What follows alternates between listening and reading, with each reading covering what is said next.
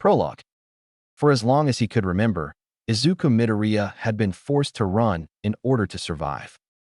Ever since he had been diagnosed as quirkless, he had been picked on by the other kids mercilessly. In the beginning, it was just a few harmless teases that the grown-ups saw as kids interacting playfully with each other, something that was simply part of growing up in normal children. This escalated quickly over the years as more and more of his classmates began using their birth-given gifts to make his life increasingly difficult. Trip him here, shock his there, make him see things when there was nothing. It was something that could have made any other child angry and resentful, but not him. Under no circumstances would he allow himself to become a bitter or resentful person. His main bully was his former friend, Katsuki Bakugo, who had turned on him shortly after seeing that he would never get a quirk of his own. It was just another thing that made Izuku's life even worse. Something else to slowly attempt to break him. The teachers saw Katsuki's quirk as something that should be praised, and this quickly led to the boy's inflated ego. With this new attitude, and the rest of the class turning on him completely. With this occurring, Izuku had no other alternative but to run. Away from his former friends, from his new prosecutors, from the pain, and away from his problems. He normally attempted to run away from his oppressors, to little effect. His physicality didn't help him much as he was one of the slower kids in his grade and tired a little too easily. Over the years, he had gotten a bit of practice in the running department and could now manage to completely outrun his more vicious bullies given that he received the sufficient amount of a head start. This sadly wasn't the only problem that he ran away from, just the most concurrent. The other problem was closer to home, one concerning his dad. Izuku's father had been a head scientist at the world-renowned Star Labs and had been involved heavily in many of the new and exciting discoveries that came from there. The list of his contributions were countless. It was agreed that he was one of the more gifted inventors of his age. Hisashi Midoriya was a key figure in the labs, one who brought his best to everything no matter how small. He would have accomplished so much more with his life and family, given he could have had more time. A few years previously, the scientist had been working on something cutting-edge when a power surge occurred. This momentarily caused all security cameras and power to go off for just a brief minute. When they were brought back online, his workspace was in shambles. Work tables had been tossed on their sides, monitors had been smashed, and worse yet, blood sprinkled the walls. Still, no body had been found, and the police were forced to give the family the only trace that they could find from him, his torn, bloodied lab coat. It was the one piece of clothing that his father loved to wear more than anything in the world. Izuku could not remember a time when it ever came off his shoulders. His mother had been distraught, falling into a bit of a depression and trying to get by. She tried to be strong for her son who had not fully comprehended the situation at the moment. This didn't go as well as it could have, her slowly gaining more and more weight till she lost the slim physique that she once had. Not all things were bad for the young, green-haired, quirkless boy though. After the death of his father, Izuku had decided that his childhood fantasy of being a hero wasn't as important as he had led himself to believe. The little evidence had led to there being no killer despite all the actions that could have been taken in order to at least get an idea. The police hadn't even been able to procure the body to give to the family, so that they would be able to hold a proper funeral. This put Izuku on the path of becoming a forensic scientist, in the hopes that someday he would be able to find his father's killer and bring them to justice. Years later, it was a day like any other in Izuku's junior high school, nothing special in particular. The class was showing off their wide variety of quirks like they usually did, probably to something that the teacher had said. Midoriya sat in the back of the class lost in his own thoughts. He usually did this to make the day go by faster or to analyze a crime he had pulled from the net in order to solve it himself, a sort of game that he made for himself. Using practically no clues to solve impossible crimes would be one of the main skills that he would need in the future as he pursued his goal. Midoriya, stop muttering and pay attention. His teacher called out from the front of the class after giving him a slight slap, using his quirk that allowed him to extend his wrist in a similar fashion to a slingy. It wasn't a new occurrence being called out by the teacher on the subject of his muttering, but when it did happen, he still felt the same embarrassment as his classmates sneered. The teacher smiled as he regained the attention of his beet-red student and continued on with what he was saying. As I was saying, Now is the time that you should all be thinking about your futures. I printed up some handouts about what you wish your desired life courses to be, but I know all of you want to go into the hero course, so there is no need. The teacher then threw the papers into the air and watched as the class went crazy and began using their quirks once more with large smiles on their faces. Bakugo boasted loudly about how he would apply to UA and none others would be able to compete with him.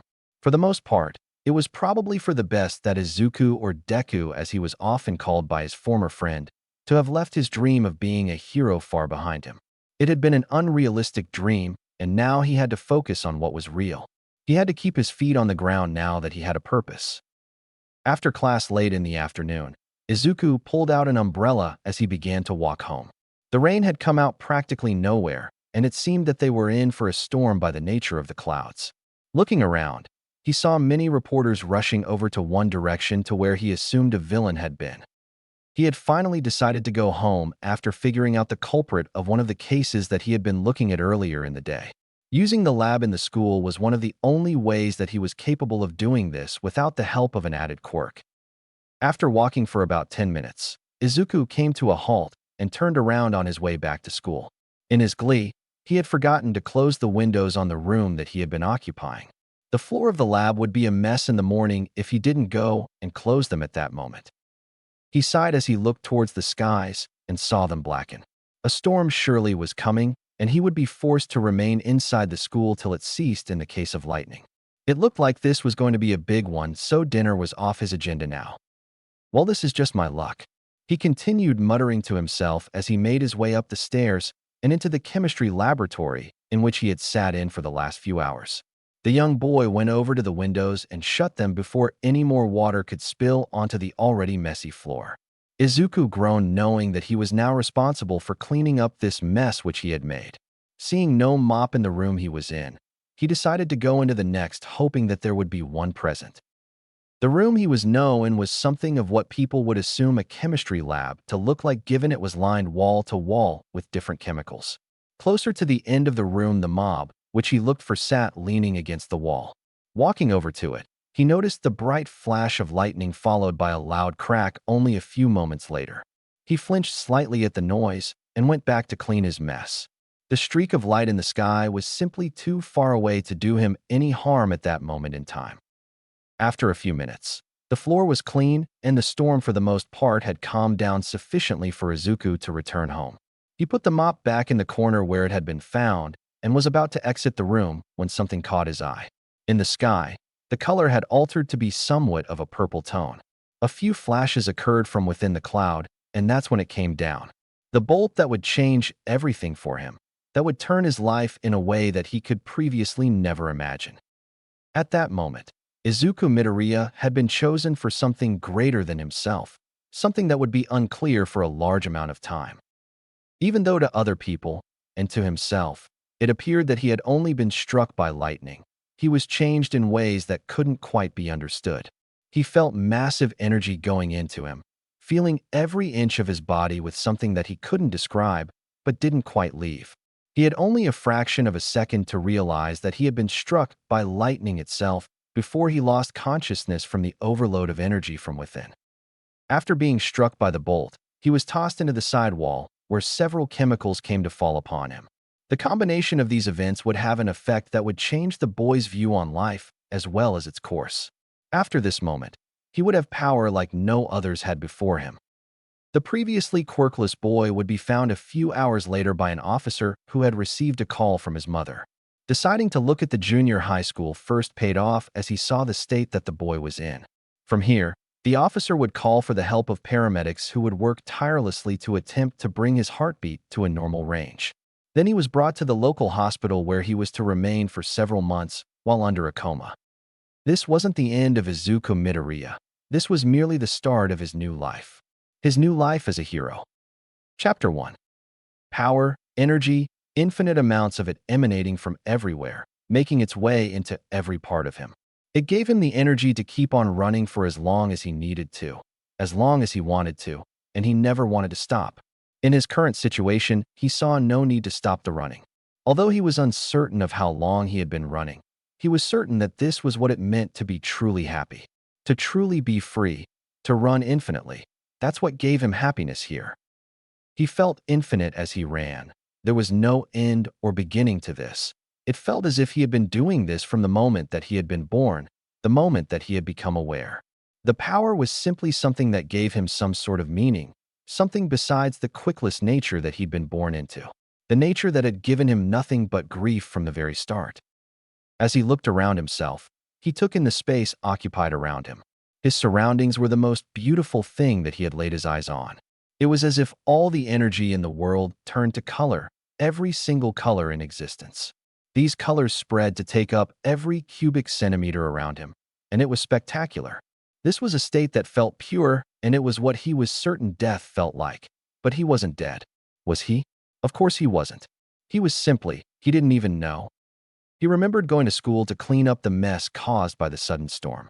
The mopping of the water had been a very annoying chore, but he remembered doing it. Afterwards, he went into a separate room in order to put away the mop. It was filled with all the chemical that the students used for chemistry labs. He remembered a bright light followed by a cackling noise that could only be lightning. When he turned his head slightly, he felt an immense feeling of power coursing through him. Besides that, there really wasn't anything else to remember. That was the last memory that he'd been able to recognize before all of this happened. He had been in this state of perpetual motion, and he would keep going until it was all over. He would keep on running till he had something to draw him back. Izuku's eyes shot open as a doctor drew blood from him, causing the doctor to yelp in surprise and drop the needle. His eyes turned from side to side as he sat up and attempted to take off the several monitors that he had all over his bodies. The monitors began to increase in numbers as the young coma victim slowly came to be aware of things around him. The startled doctor, recovering quickly, pulled out a flashlight from his pocket and attempted to examine him to ensure that he was sound in the neurological department. Izuku was unable to use his voice at the moment as it hadn't been used in quite a while. He also believed that the light that was being shined in his eyes seemed to be quite annoying. "Well, son, how does it feel to be part of the 90% of people who have survived a lightning bolt to their person?" Izuku gave a look of confusion to the doctor, who only gave him a smile as he checked his chart. "It appears that all your vitals are within normal range. We should be able to check you out within a week after we make sure that you are in tip-top shape." The green-haired boy was finally able to clear his throat to get the attention of the doctor, who slowed down just enough to give him more attention. His vocal cords hadn't been used in close to a year, so he spoke quite slowly as he asked his question. "Would you mind telling me exactly what happened? I'm not sure if I remember everything correctly." The doctor gave him a short nod as he put his flashlight back into his pocket and kneeled down to pick up the needle that had been dropped earlier. He scratched his head and racked his brain as he tried to recall the events of the past. "Okay, about 8 months ago there was a sudden lightning storm which caught everyone in the area by total surprise. There were a few people that reported lightning strikes near their areas, but you were the only case of someone actually being hit by said lightning. All you need to know, kid, is that you were struck by lightning, doused with enough chemicals to start your own pharmacy, and then thrown against a wall at such a force that you caused a human-shaped dent. In summary, you've been in a coma for about 8 months and have been unable to move, eat, or even react to the most basic of interactions. Overall, you are lucky to be alive, but on the bright side, the lightning gave you abs, which we are still trying to figure out how that works. Just think of it as silver lining." Izuku gulped at the thought of that. Lucky to be alive was something that shouldn't be taken lightly. He looked down the inside of his gown and was surprised by what he saw. It really was something that he never thought would happen to him. ABS. His hand shook slightly for no apparent reason, but the doctor paid no attention to it. Instead, he was busy updating his simply relaxed against his hospital pillows, trying to process everything that he could, wondering exactly how much he had missed over the time that he was out. Without warning, the door to the room burst open, and in came his mother, all worked up. She had tears in her eyes as she saw her son's eyes open once more, the green orbs starting into the other green orbs. She ran over to him and gave him a tight hug with strength that rivaled that of All Might's, her heart full with an impossible amount of warmth to have her son all right once more. "Oh, Izuku, I knew that you would wake up, I just knew it. I never stopped believing that you would wake up." The boy hugged his mother back with tears in his eyes as well. This was a reason to stop running, a reason that he needed to stay. There were still people who cared for him and who needed him in their lives. He was glad to finally be back in his mother's life, so very glad. After a week of tests, exercising muscles, and catching up with the general news of the world, Izuku Midoriya was released from the hospital and allowed to go back to school to live his regular life. This, however, was a problem much bigger than he had thought to be in the beginning. Apart from being in a coma for 8 months, no, that really was it. Having missed that amount of school had been harmful to his goals. Today, Izuku, accompanied by his mother, would have to go talk to the principal to see what the possibilities were for him. Whatever they were, things would not be easy for him to get through. Inside the principal's office, Izuku and his mother sat across from the principal with his hands in his lap. They shook slightly, a shaking that had been there since he had woken up, but he couldn't get rid of it. His mom's hands also shook, but for a completely different reason, probably from anxiety. He was trying his best to pay attention to what the man in front of him said, yet it seemed slowed down, distorted to a point that it was difficult to do so. Well, you see, Ms. Midoriya, Izuku has simply missed too much of school to be able to finish alongside the rest of his grade. 8 months of material of any subject missed would be enough to cause a retake. Izuku missed every subject. The only course of action is for him to redo the grade entirely and graduate in the year following to this. The principal had been pretty blunt about his answer to the duo, not wanting them to leave thinking that he could do it.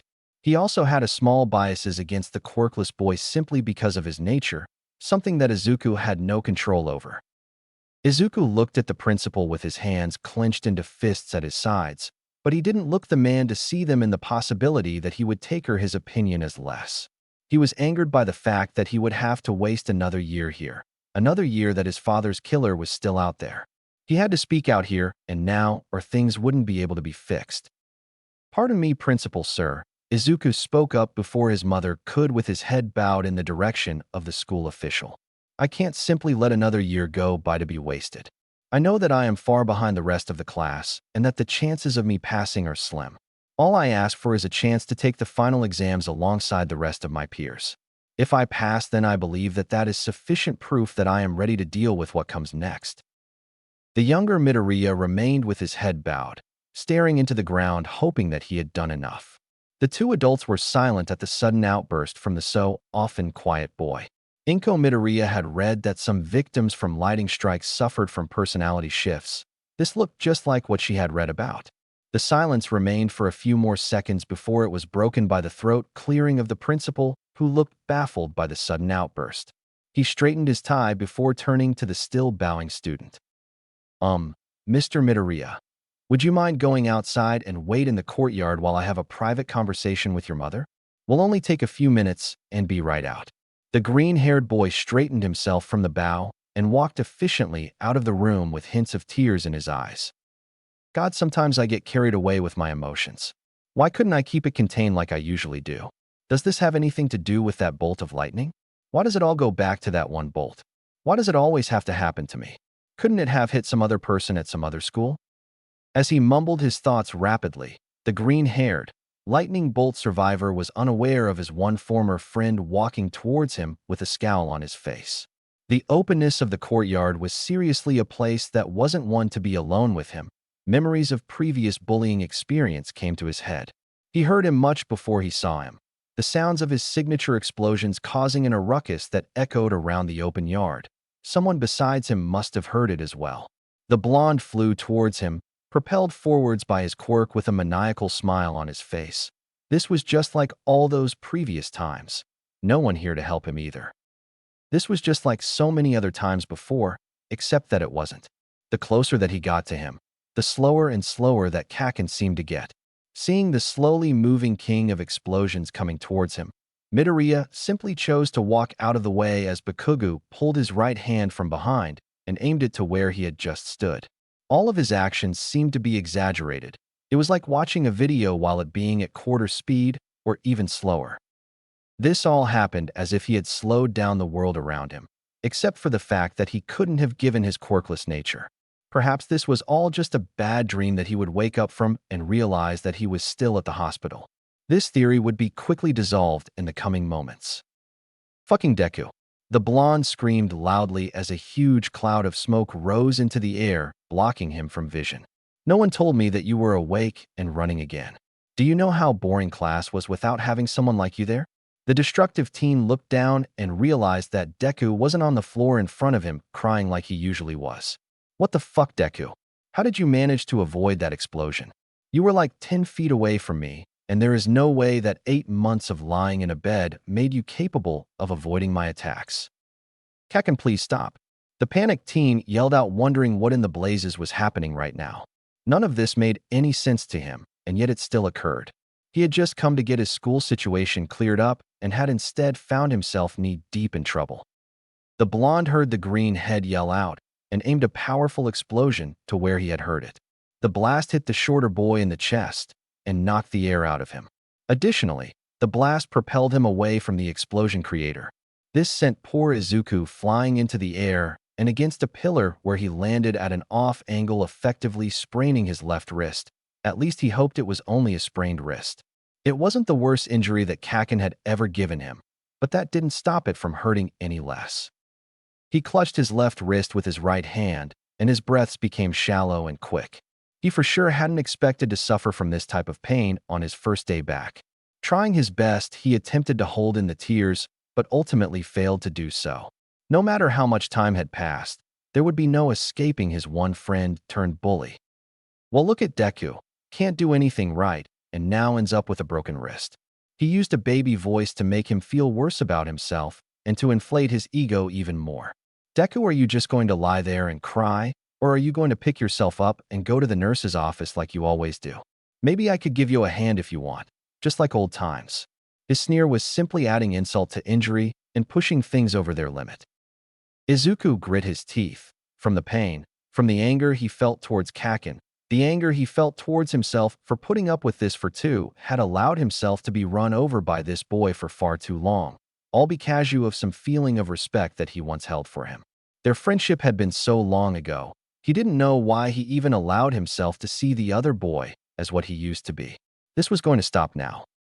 Neither of them were sure exactly what happened next, but before Katsuki Bakugo could blink, he was lying on his back, unconsciously grabbing his face in pain. It was something that had probably never occurred in his lifetime, but right now was the first time. Someone had stood up to the ruthless Bakugo and had pulled the rug from under his feet to show him that he was an equal, nothing more than another student. This someone was none other than Izuku Deku Midoriya, who was still clutching his left wrist after using it to punch his former friend in the mug. Midoriya looked down to his left hand in awe, still shocked that he had been able to do what he had just done. Bakugo looked similarly in shock at the fist that had finally knocked him down. For several seconds, both boys looked at it, till the one of the floor came to his senses and bellowed at Izuku, as loud as his lungs could yell. "Fuck you, Deku. Fuck you and your quirkless ass." The boy still held his hand to his face as he approached his newly created rival. "You just think that because you survived a lightning bolt to the face that you can come back and challenge me? You are dead wrong. You hear me, Deku?" Using his left hand, Bakugo began creating an explosion that brought shivers down the other boy's spine. He took a single step before something occurred that made him regret taking that step. A flash of light occurred, and Izuku stood over Bakugo's fallen body once more with a look of anger, possibly also some satisfaction. No more bullying, no more Katsuki Bakugo. Your days of being an asshole and bullying me are over. No more. Izuku took several deep breaths and looked up to see the principal talking to his mom, who had a smile on her face. That probably indicated that everything had gone well. Point 1. Young Bakugo, what is the meaning of this? The principal demanded for the explosion Quirk user to answer his question. Unable to come up with a solid answer, he was forced to mutter bathroom while staring angrily at the younger of the Midoriyas. Well, then continue on your way, then off to class. The principal said it as more of a suggestion than an order, which made Izuku's mother visibly upset.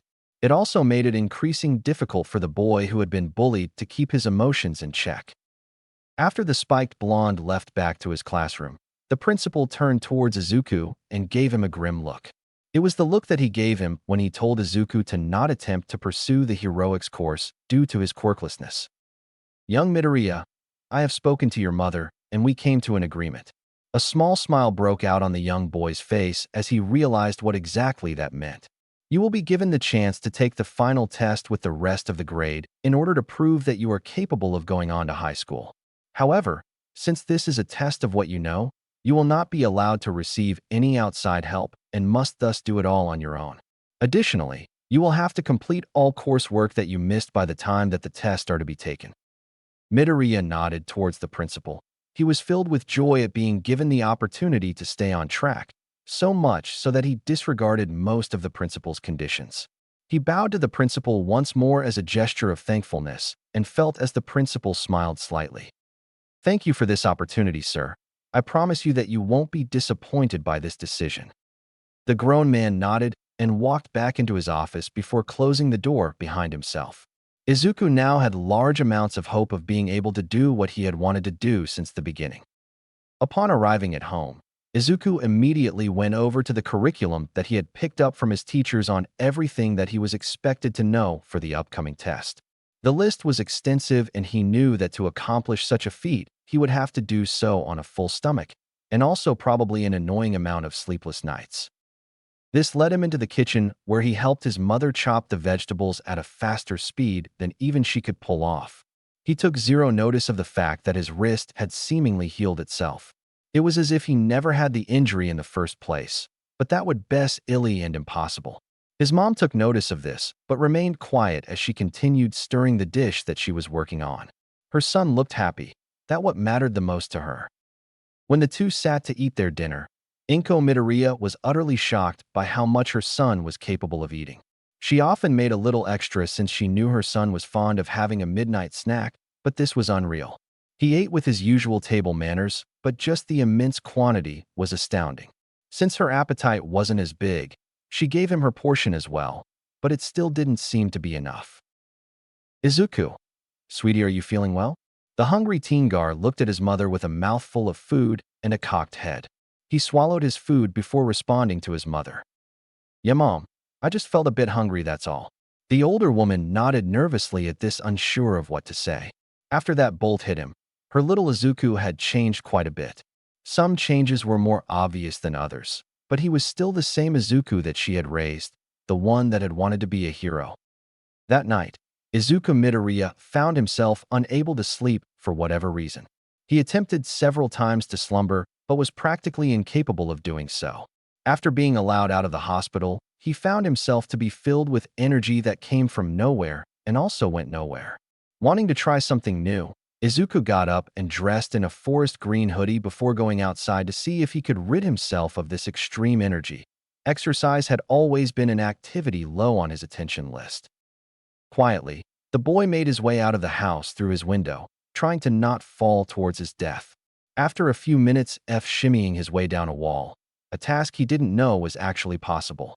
As he touched the ground, the energy he had seemed to increase tenfold, almost as if the ground was giving him the energy needed. Putting headphones into his ears and then his hoodie over them, he began to slowly jog in no particular direction. Allowing the music to flow through him, he continued to jog, increasing his pace every few seconds. Seemingly, he couldn't get tired. Izuku wanted to test how much energy he had and how much exercise was needed to rid himself of it.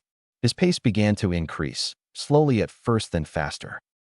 The world once again became distorted like it had earlier in the day when he had been confronted by Bakugo. Noise, motion, everything slowed down to as far as he could see. A cat falling out of a window, moving only centimeters from its original falling point. A man with a briefcase tripping and in the process of dropping a coffee on himself, except it was occurring too slowly to be considered normal. Grabbing his hair and turning around to look at everything, Izuku wondered how any of this could happen. A moment later, everything returned to normal, and time traveled normally once more for the green-haired boy. Unsure what to do, he ran and ran. The wind howled as he ran at a speed that should have been impossible. This is crazy, right? This shouldn't be happening to me. It just shouldn't? My wrist, it was sprained a few hours ago. Why isn't it now? Now I'm positive that this all leads back there, to the night in the... Lost in his thoughts, the newly established speedster rammed face first into the glass showcase of a jewelry store, triggering the alarm and giving him a splitting headache. He tried using one of the stands to get up before it fell atop of him. This dropped a pair of reflective dark green glasses onto his face. Combined with the hoodie, this did a good job at hiding his identity from the cameras and from anyone who might have been watching. He tried once again to get up and managed to do so after a few failed attempts. Along the way, he stepped on a few pairs of glasses and crushed them. Looking around, he saw the mess that he had made and mentally cursed himself for not being more careful. There truly was nothing that he could do in this situation. The alarm had been triggered by his entrance, and the police would be here within a matter of minutes. He needed to leave immediately. As he made his way to the exit, while crushing a few more pairs of glasses, a shadow descended from above and fell in front of the way he had come through, blocking his way out. As if a light had gone out, their boy began to panic within his head. Oh no, this is not happening, not today, not ever. Why do we live in a world where anything that can go wrong will go wrong? Does everything happen right after I wake up from a coma? Does the universe hate me? He could tell that it was a hero, probably one of the more street-level ones given how he didn't recognize him. On his neck appeared to be an intricate scarf, and on his face were a pair of odd golden goggles. An unshaven face looked at him, and a large mess of black hair was atop his head. Hello, villain. You can come peacefully, or you can make my night a little more difficult, which I wouldn't appreciate. The man said with a bored and almost uncaring tone. So what's it going to be? Chapter 2. Confrontation with Eraserhead. It had been a pretty quiet night for the hero known as Eraserhead. So far, he had stopped 2 separate muggings and a duo of men from breaking into a home. Both had been quite annoying, but ultimately very simple to deal with, something that he liked about street-level crime. This had been early on in the night, and now, towards the middle of his shift, he looked around for any sign of crime, not finding any, which was amusing. As he crouched atop of a bakery, he thought about how things were and of the incoming school year that he so often slept through. Well, it looks like this year we are going to be having the symbol of peace himself come and teach at our school. That'll be a day for the media. Not so sure about the staff, though. He scratched at his beard, slightly watching a traffic light turn to red, still nothing occurring. Deciding that this area had no criminal activity at the moment, Izuku Shoyuta stood up and began to move across the rooftops. The crime would just have to be elsewhere. It was always somewhere else. After a few blocks, the Erasure hero turned around to look down the long street. Something was coming. A flash of green caught his eye, or at least he thought it was green. Since there was no crime in the immediate area, he crouched once again and watched this green blur for a while. Another wannabe hero, it would seem, or maybe a villain perhaps. The older hero continued watching the blur's activity, wondering what exactly it was doing. The more he watched it, the more that he realized that it wasn't paying attention to what was in front of it. That was the conclusion he reached as the green blur ran straight into a jewelry shop head-on, shattering the front window display. Well, there goes my peaceful evening. Time to get to work, make it 3 for 3. He jumped gracefully down from the rooftop. Using his scarf to slow his descent, he promptly landed in front of the hole caused by the would-be thief and stared at him closely. A green hoodie and glasses to cover his identity, but this obviously was a kid that he was dealing with. The structure of the boy wasn't that big, a bit scrawny if he was being honest, and a plain look on the portion of the face that he could see. Hello, villain. You can come peacefully, or you can make my night a little more difficult, which I wouldn't appreciate. He tried telling him in this in his most bored and uninterested voice so that he could cause him to be on edge. Most villains that he came across tended to be frightened by his mere appearance. This kid wouldn't be an exception. He shook very much, almost as if he was on a sugar high. Except this one was probably from fear, so what's it going to be? At that very moment, everything that Izuku had thought to be true went out the window. At school, they covered the basic things such as math, history, science. The hypothetical question of what to do when confronted by a hero in the middle of the night after running face first into a jewelry store had never been covered, at least not when he was there. It was probably a topic that he had missed while in a coma. He racked his brain, trying to look for which hero this could be. In his younger years, he had cataloged several heroes and their quirks. He used to pride himself in knowing exactly how their quirks worked and of being able to regurgitate that information on the spot if that was ever necessary. Ever since he gave up on his dream, he had simply stopped it with the practicing and had similarly stopped trying to remember that information altogether. His brain was literally going at 1,000 miles trying to figure out what ways he could get out of this situation. Okay, what do I need to do in order to not get sent to prison? There is no way that I can fight a hero head-on without suffering from a disastrous defeat. Let's see. He has goggles with thin gaps instead of just being completely solid. This must mean that his quirk must revolve around the usage of his eyes. His scarf must have more purpose than simply for fashion. I need to be careful about that and wait to see what he does. I can't make the first move here. I need to get him to leave that entrance open for me. Okay, I think I have this. Let's hope that this works out in my favor. Although the thoughts going on in Izuku's head seemed to have gone by over the course of several seconds, in reality only a moment had passed since the hero had last spoken. Izuku looked at his surrounding to see if there was anything here that would help in his fight against what he assumed to be an experienced hero. The two looked at each other with caution before Eraserhead made the first move.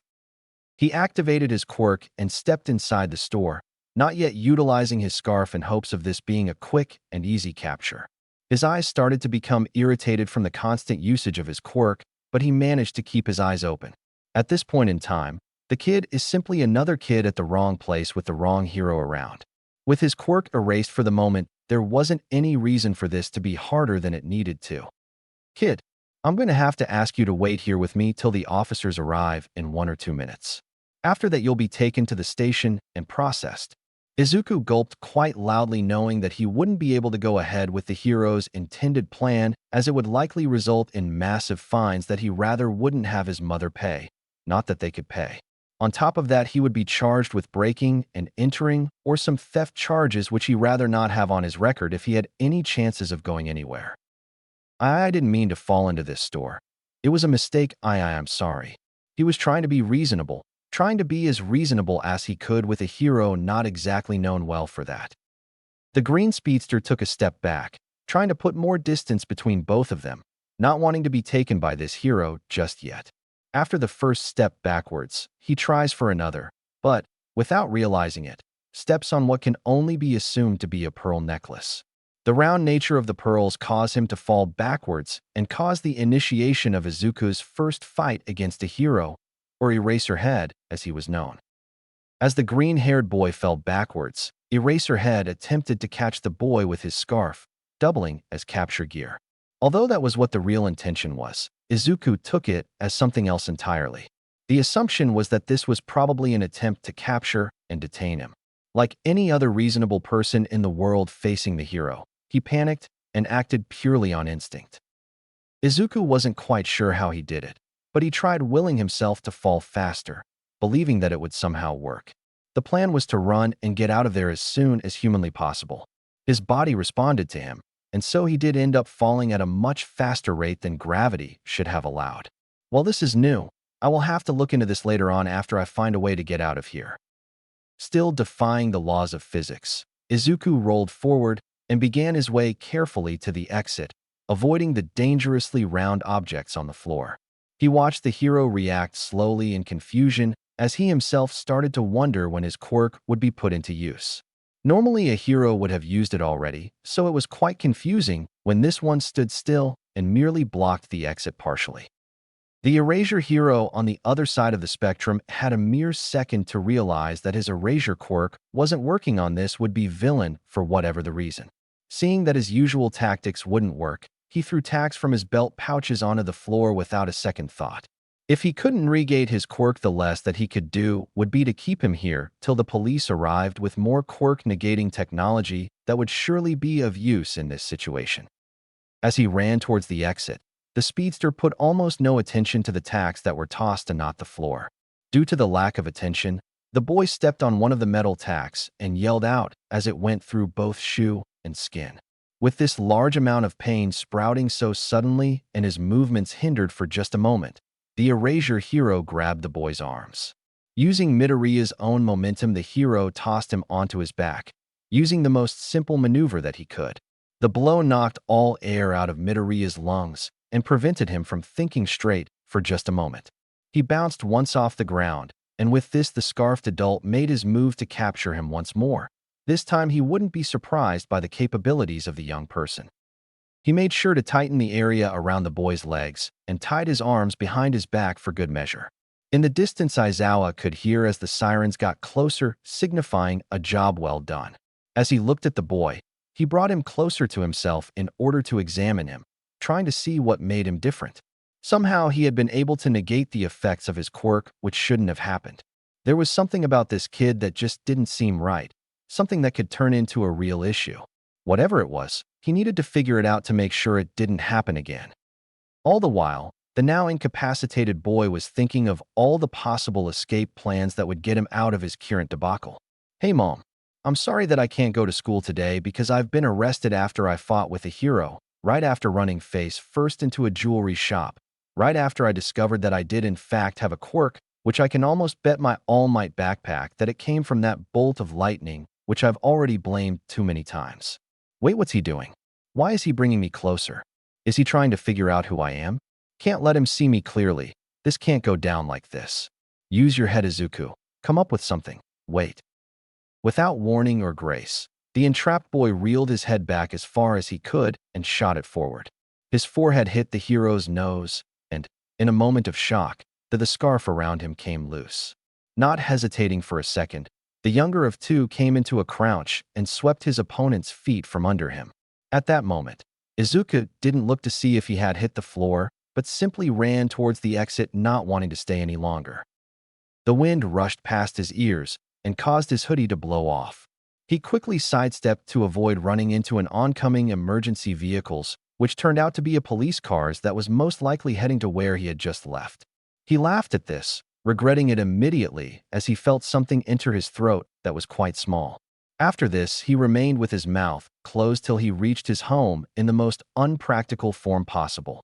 He tried skidding to a stop, but the speed that he was coming at was simply too much for the soles of his shoes, which began to heat up, and no, this is not happening. Not with the day I've just had. Just a no. He yelled out in frustration as his shoes began to catch fire, which he was quickly able to put out. He ran his hands through his messy hair, unsure of what to do with tonight's recent developments. Leaning against a wall, he slid down till he was in a seating down position. The speedster rubbed his forehead, feeling the pain that was originating from the center of his forehead, which he had used to strike the hero. At this point, he simply wanted to sleep in order to get a better understanding of this in the morning. He picked himself up and headed back inside into his bed in hopes of a quiet. If he had looked at the clock on his desk, he would have seen that only maximum of 10 minutes had passed since he had left to go on his run.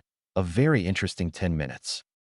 Waking up in the morning, Izuku felt an intense hunger coming from his stomach that was attacking the rest of his body. Thinking with his belly, he rolled of his bed and walked over to the refrigerator. In the course of 10 minutes, the boy would make his way through 2 boxes of cereal without even batting an eye. Following this, he proceeded to make himself a few peanut butter and jelly sandwiches in an attempt to satisfy his hunger, a hunger that he had yet to acknowledge its origin. When Inko Midoriya walked into the kitchen, she had to do a double take just to make sure that she was seeing correctly. Her son had currently made his way through 2 entire boxes of cereal and an entire loaf of bread without seeming to be anywhere near an end. He seemed to have developed a black hole for his stomach recently, and this would be a problematic thing. Izuku dear? The boy looked at his mother with a mouthful of bread currently being chewed. Are you all right? Recently you've changed, and I'm not sure exactly what to make out of it. The young Midoriya swallowed the sandwich before speaking back to his mother. Oh, crap, does she think I'm doing drugs or something because of my behavior? Does she have something to say to me because I've been acting so weird? Mom, you know how I was struck by lightning 8 months ago? His mother nodded in response to the question. Well, that bolt of lighting changed me, and I think you'd like this particular change. His mom gave a look of confusion towards her son. Izuku carefully grabbed the plate that he had been using to eat cereal and threw it as hard as he could in the direction of the furthest wall. He ran towards that same wall and snatched the plate gently out of the air in a split second. This was followed by his immediate crash into the wall, as he hadn't thought of a proper way to slow down yet. This caused his mother to shriek in fear at what her son had just done, thinking that he had destroyed a plate for no reason. After showing her the plate in his hands, her brain began to form the bigger picture of what she had just been shown. Walking over slowly and quietly, she put her arms around her child and began to cry from the happiness that she was experiencing. Oh, Izuku, I should have never stopped supporting your dream to be a hero without a quirk. I should have kept supporting your dreams. I'm so sorry. I'm so sorry." Izuku stood on the receiving end of the hug as he waited till his mother calmed down. "You can be a hero if you want, Izuku. You are capable of being a hero, just like you wanted." He thought of what she had said and of all the possibilities that were now open to him because of this new quirk that he had been given. He'd been given a gift, a quirk via bolt of lightning. He'd been given a second chance, a chance to be better than he had been in the past. This wasn't something that he could let slide by. He needed to figure out what he could do, and he knew of just the place to do it. Chapter 3. Birth of a Hero. Okay, Izuku, just calm down slightly. You've discovered another aspect of your quirk. Now think about all of this critically. What in the world did you do to trigger all of this? Just take a few deep breaths and relax for a few seconds before trying to go any further with all of this. You started doing your missed school work a few minutes ago in hopes of being able to knock some out before going to the principal and trying to talk to him about this new ability of yours that came up so suddenly. It was to talk to him about what would change now that you have a quirk. Also to see if there was any leeway around his high workload. Oddly enough, you were somehow able to finish a solid 8 months of work from a single class in just over 2 minutes. Not saying that I'm overpowered or anything, but it's just a bit excessive how much work there is for any one class. There were stacks of homework, class work, and projects that needed to be done here. None of this should have been done this quickly. I should have been dying to complete even a fraction of the work, certainly not going through it as if it were easy. Now, with this in mind, what can be better than this? I can actually finish this year early instead of being stuck for another entire year. Now that I think about it, I can finish the entirety of everything that I need to learn before the end of the year.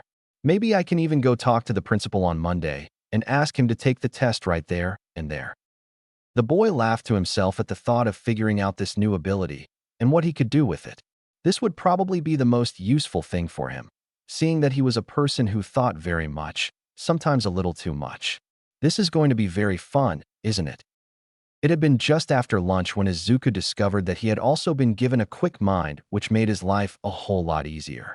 While completing his missed work for history, the boy quickly found something to be severely wrong with his surroundings.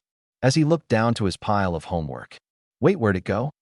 He looked at the clock in his room and saw that only 2 minutes had gone by since the last time that he had stared at it. He put down his pencil and walked over to his bed before sitting down on the edge. He was shocked to say the least, and that was putting it very mildly. Now that he had this new ability on top of his already incredible speed, the possibilities were truly endless. This was something that he could use to make his life much better, much faster. Well, right now he just had to finish his 8 months of work with his super speed and faster than computer mind. Oh, principal, just you wait for Monday to come around. 8 months of work. I think I'm going to need to bring a wagon with me, crap. It was obvious how he had been mentally and physically affected by the bolt of lightning. His completed work was a sure sign of it. That had been the mental part of his new abilities. Now he was attempting on seeing just what he could do on the physical side of things. Shortly after managing to finally stand up to his childhood bully, he felt that he might as well see just what had made him finally go for it. After purchasing himself a tracksuit and some goggles, both green of course, the green speedster made his way down to a rather isolated track in order to test out his abilities. By make his down, the speedster was actually just running from corner to corner, trying to avoid any person dressed in black in case he were to run into the hero from the incident. Reluctantly, he grabbed his same shoes from the previous day, not wanting to tell his mother about the condition of his shoes as it would likely lead to last night's activities. Apparently, there was yet to be a brand of shoes that was resistant to high amounts of friction, which was exactly what he needed, but couldn't quite get. The only places that one could acquire materials of that caliber were the hero schools that often tried equipping their students with the best that they could. Not that he didn't want to be a hero, just that it was something that didn't quite line up with his goals of being a forensic scientist. If it had, then he'd probably at least make an attempt at it, if he could be given the chance. After arriving to the track, Midoriya began setting up several things in order to see how fast he truly was and what other aspects of himself had been altered by the speed. Some hurdles here, a timer over there, a speed reader that he had bought which said that it was fast enough to see the speeds at which All Might himself traveled. He did some quick stretches in order to prevent any unnecessary injuries to himself that he was sure he could heal, but he really didn't want to try it right now. He remembered once in his childhood that he'd pulled a leg muscle, and that had been quite painful for him. He did not want to repeat that experience, or the sprained wrist from the day before. After turning on the speed reader and wedging it in between a few bricks to prevent it from flying off, Izuku lined himself up at the starting line, both hands on the ground and his head down, waiting to hear the beep from the speed reader. Beep. His head shot up, and he ran as fast as he could around the track, which appeared to be in quite a bad shape. Pieces of garbage and bits of broken glass scattered across the track. Once, twice, 3 times. Round and round he went, increasing his speed little by little. He was careful not to step on anything that could potentially injure him. In this state of being, he was able to make out a bee in the distance, slowly flapping its wings.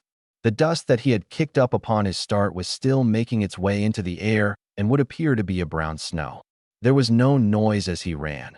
All was quiet, not a single sound wave could enter his ears as he was in this state of complete and utter focus. The only thing that he was aware of was his beating heart and his shallow breaths. This was certainly a new experience for him, and he wasn't going to allow it to be thrown away. Each step was calculated. Every foot had its place on the ground. Every single arm stroke had a purpose. This was a good feeling for him, a feeling of control even when control should have been surrendered. In this state, he was truly the master of his own fate, his own thoughts. This version of Midoriya was one that he enjoyed, a version that could slow down the world around himself by being faster. This way he could see everything that was. He felt an enormous wave of shock being exerted from behind him and wasn't able to help but look backwards to see what had occurred. This drew attention from where his foot went for a mere second. He stumbled slightly, but his momentum didn't let him regain his footing. As he lost control, he heard what appeared to be a very loud crack. The area where he had been just a moment ago kicked an ocean of dust, and he continued to trip. At the speed that he was going, there really wasn't a way to slow down properly, and he just had to hope for no permanent injuries. When he tripped, it had been at the beginning of a curve, but now that he saw where he was, well, he was on the turn after that one. That was a tad bit painful, or more like extremely painful. Note to self, try not to break the sound barrier ever again. It hurts so much, and I'm not even sure if this is going to get better by the time dinner comes around. Also, maybe look forward at all times so this doesn't happen again. At the moment, it appeared that he had simply dislocated his shoulder, which was pretty painful for him, but there was a bright side to this. If his sprained wrist had healed in a matter of 2 hours, there was a strong chance that this slightly more severe injury would also heal in some time similar to that. After a few more moments of laying on the ground, Izuku picked himself up and headed over to the speed reader to see how he did. It was more like a crawl, but he was able to get there. He could feel the muscles in his shoulders slowly knitting themselves back together. Slowly, but he could still feel it. He pulled his phone from behind the reader in order to record his results via audio file, which he would pull up later. Okay, so here I am on day 1 of training my quirk. Today I'm going to be putting it into practical use, and the average speed that I am able to sustain is 770 miles per hour. While that is actually amazing, it's unbelievable. Just wow.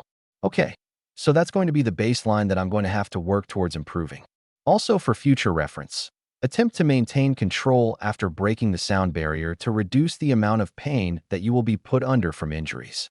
I will make another entry later on for the rest of the results from today. End entry. Putting down his phone, Izuku sat down under the shade of a nearby tree and drank some water. He allowed his shoulder more time to heal by leaving it to its own devices. He closed his eyes and allowed himself to drift off into a nice and pleasant nap. It was something that was just needed, a momentary break before he got back to. Excuse me, sir. Sorry for the interruption, but are you all right? Izuku opened one eye and saw a general shadow of a person due to his eyes still adjusting. In one of his less brilliant moments, Izuku responded with something that was less than smart. What? Izuku opened his other eye, and slowly he was able to make out the general features of the boy, or he tried to at least. I was around the area when I heard a loud sound which I presumed to be a sign of danger, and I wanted to make sure that there were no injured civilians in this area. The boy used his hands to emphasize his points, bringing his right hand to his glasses after he was finished talking. Well, this guy is interesting. Let's see what he has to say. The newcomer took a look at the green-haired boy before his eyes stopped on his left arm, which looked severely injured and in need of medical attention due to its odd angle. He knelt down next to the boy and took a look at his arm, which surprised Izuku by quite a bit. "Your arm appears to be hurt, and you seem to require medical attention." Once again, his hands moved in straight and precise motions, bringing a sense of urgency to everything that he said.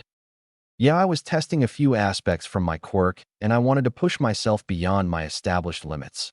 But I tripped and injured myself. It's all right. I should be healed in a matter of hours due to my quirk." The boy gave Midoriya an odd look, then nodded at the mention of a quirk. "I see. I too am training my quirk to be better so that I may pass the UA entrance exam." Izuku noticed that he said so with a sense of pride and duty. He was glad to see that other people wanted to go there besides his childhood friend. "If you don't mind me asking, what is this quirk that led to your injury and will lead to your speedy recovery?" He coughed at the forward question, still not really sure about the full aspects of his quirk. He could probably get away with calling it a speed quirk and leaving it at that, since having a speed quirk wasn't too rare to see. "While my quirk makes all of my bodily functions go faster. This ranges from my metabolism to my running to thinking, and also extends to my naturally healing process." The blue-haired boy nodded as he smiled, having found something in common between the two of them, though it wasn't much. "I too have a speed quirk of sorts. Although mine makes my legs be more like engines and is a mutation-type quirk, I think that the basis is the same." After having this conversation for the past 5 minutes, Izuku more or less wanted to know who this guy was. Not to be rude or anything, but who are you exactly? I mean, like, name? Since we've been talking for a few minutes and I still don't even know that much. The other speed quirk holder held his right hand up and put it to his chest, palm down, before introducing himself properly. "Apologies for not introducing myself sooner. My name is Tenya Ida, and what may yours be?" He offered his hand, show his interest in the answer, and also to shake his hand. He sure does use his hands a lot, does he not? I am Izuku Midoriya." He took Tenya's hand in his own and shook it. "It's very nice to meet you." The older of the two nodded with a small smile on his face. "So Midoriya, would you like to have a race to see whose speed quirk is superior?" The engine quirk user said this out of curiosity, wanting to learn more about other speed-enhancing quirk. "Sure, why not?" Izuku said this with a shy smile, not yet wanting to show another being of the true speed that he could achieve. Right now, this was something that he wanted to keep to himself so that he would be able to grow. Showing it to others certainly wasn't on his agenda at the moment, at least not for a while. Both boys walked over to the starting line, kneeling as they prepared to run off. The shorter of the two made himself a makeshift sling with his jacket in order to keep his arm from moving too much. The other boy removed his coat and did a few stretches to make sure that his legs were nice and warm. "Okay, Izuku, we will go on 3 and complete a lap around the track. Sadly, I only have time for one small race before I go. Are you ready?" Ito watched curiously as the boy placed a pair of goggles over his eyes and gave him a nod. Instead of crouching beside him, Midoriya continued to stand with a slight tilt towards the line. His arm was in a sling, but he still continued on with the proposal he had made. "Well, it appears that Midoriya is going to race me despite his injury. Even then, I have to show him exactly how fast I can go. Run every time to your fullest, and you will win." His smile was replaced by an expression of grim determination as he readied himself for a quick departure. 1. Both boys dug their feet into the ground, ready for a quick takeoff. 2. Ida's engine legs began to roar as they readied themselves to go all out on this. 3. Ida's legs pushed themselves off the ground and ran at their limit. Of course, Ida wasn't going to cause his legs to go to their maximum. That would put him out of commission within seconds, just before he could finish the race. He ran straight forward, not looking to either side or even backwards. His attention focused completely on moving forwards without any distractions. Since Izuku's new friend hadn't put any attention to him, he was able to slow down time around himself by running slightly. Like this, he would be able to study Ida's form of running and apply it to himself. He saw all of his movements in slow motion and recorded his findings in a journal for future use. There were a handful of times when Tenya returned to his regular speed, and he was forced to run once again to create the slow motion effect once more. He definitely needed more practice figuring out how that worked in order to better apply it to the situations that he needed. After collecting all the results that he needed, Izuku slowed himself down enough to look like he was running extremely quickly without giving himself up.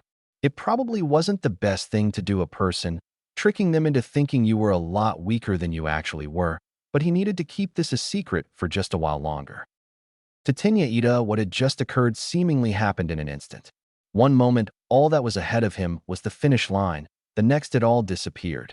Through the corner of his eyes, he was able to see as Izuku ran swiftly and effortlessly next to him for a few seconds, and then sped off to claim victory. How he did it was a complete mystery to him. Well, not really. His quirk was seemingly more powerful about how much speed it applied to him. It was simply a stronger quirk. There wasn't anything to be angry about. It was just how things were. Ida, being a person of honor, went over to Izuku and offered him a hand. He wanted to congratulate him on his victory and for showing him that there was still room for progress on his own part. Izuku turned around and smiled as he saw the glasses-wearing boy offering him his hand. Midoriya, I have to thank you for showing me that I still have a large way to get to UA, and I'd also like to congratulate you on your victory. The victor smiled at the praise that he received from the other boy. I must go now, but with your skills I doubt that you will have no trouble getting into UA if you did apply. Wait, what? When did I mention wanting to get into UA? Before he could respond to him, Ida took off with his coat over his left shoulder. This left poor Izuku slightly confused and frankly just more confused. He wasn't sure when he had uttered a word about UA, but apparently it had been heard by Ida. His original plan to test his limits had been put on hold after meeting Ida, but he was sure that his stomach growled like a beast from the netherworld. Possibly the only negative side effect that he had found from his quirk was that he needed to consume a massive amount of calories in order to function. He went over to the shady part of the tree and took out a handful of granola bars from his backpack. Enjoying them greatly, he decided to check his phone for the time in order to make sure that he wouldn't be late for dinner. After all, his mother would be making katsudon in celebration for him acquiring a quirk, and he certainly wouldn't want to be late for a meal like that. He packed all his gear into his backpack before putting his hoodie and goggles back on. He was still pretty paranoid about running into Eraserhead again, and he just didn't want anyone to recognize him if he did slow down enough to be spotted. He placed his backpack where it belonged and began running, his arm now in a much better condition than it had been much earlier. Sadly for the boy, his sudden takeoff would result in his phone making its way out of his pocket and onto the foot of the shady tree where he had been sitting. While running, Izuku decided to stop by the store in order to get some chocolate which he believed would be beneficial to him later on, in the rare case that he should become hungry and wish for a meal that wasn't completely healthy.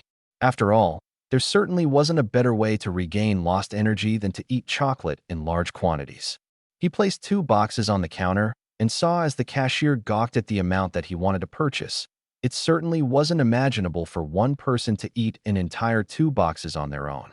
Smiling at their expression, he tossed all the bars into his bag except for one which he began to eat as he exited the store.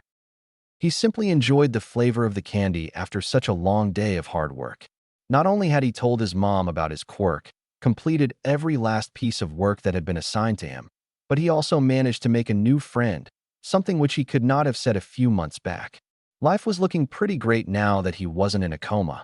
Now he could use the gift that had come out of that and use it for some good for himself and others. Wait, good. As in hero good, or just not evil.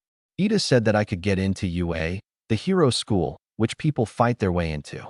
Can I really join the school? I haven't been interested in being a hero in a long time, but that was before I had anything unique about myself.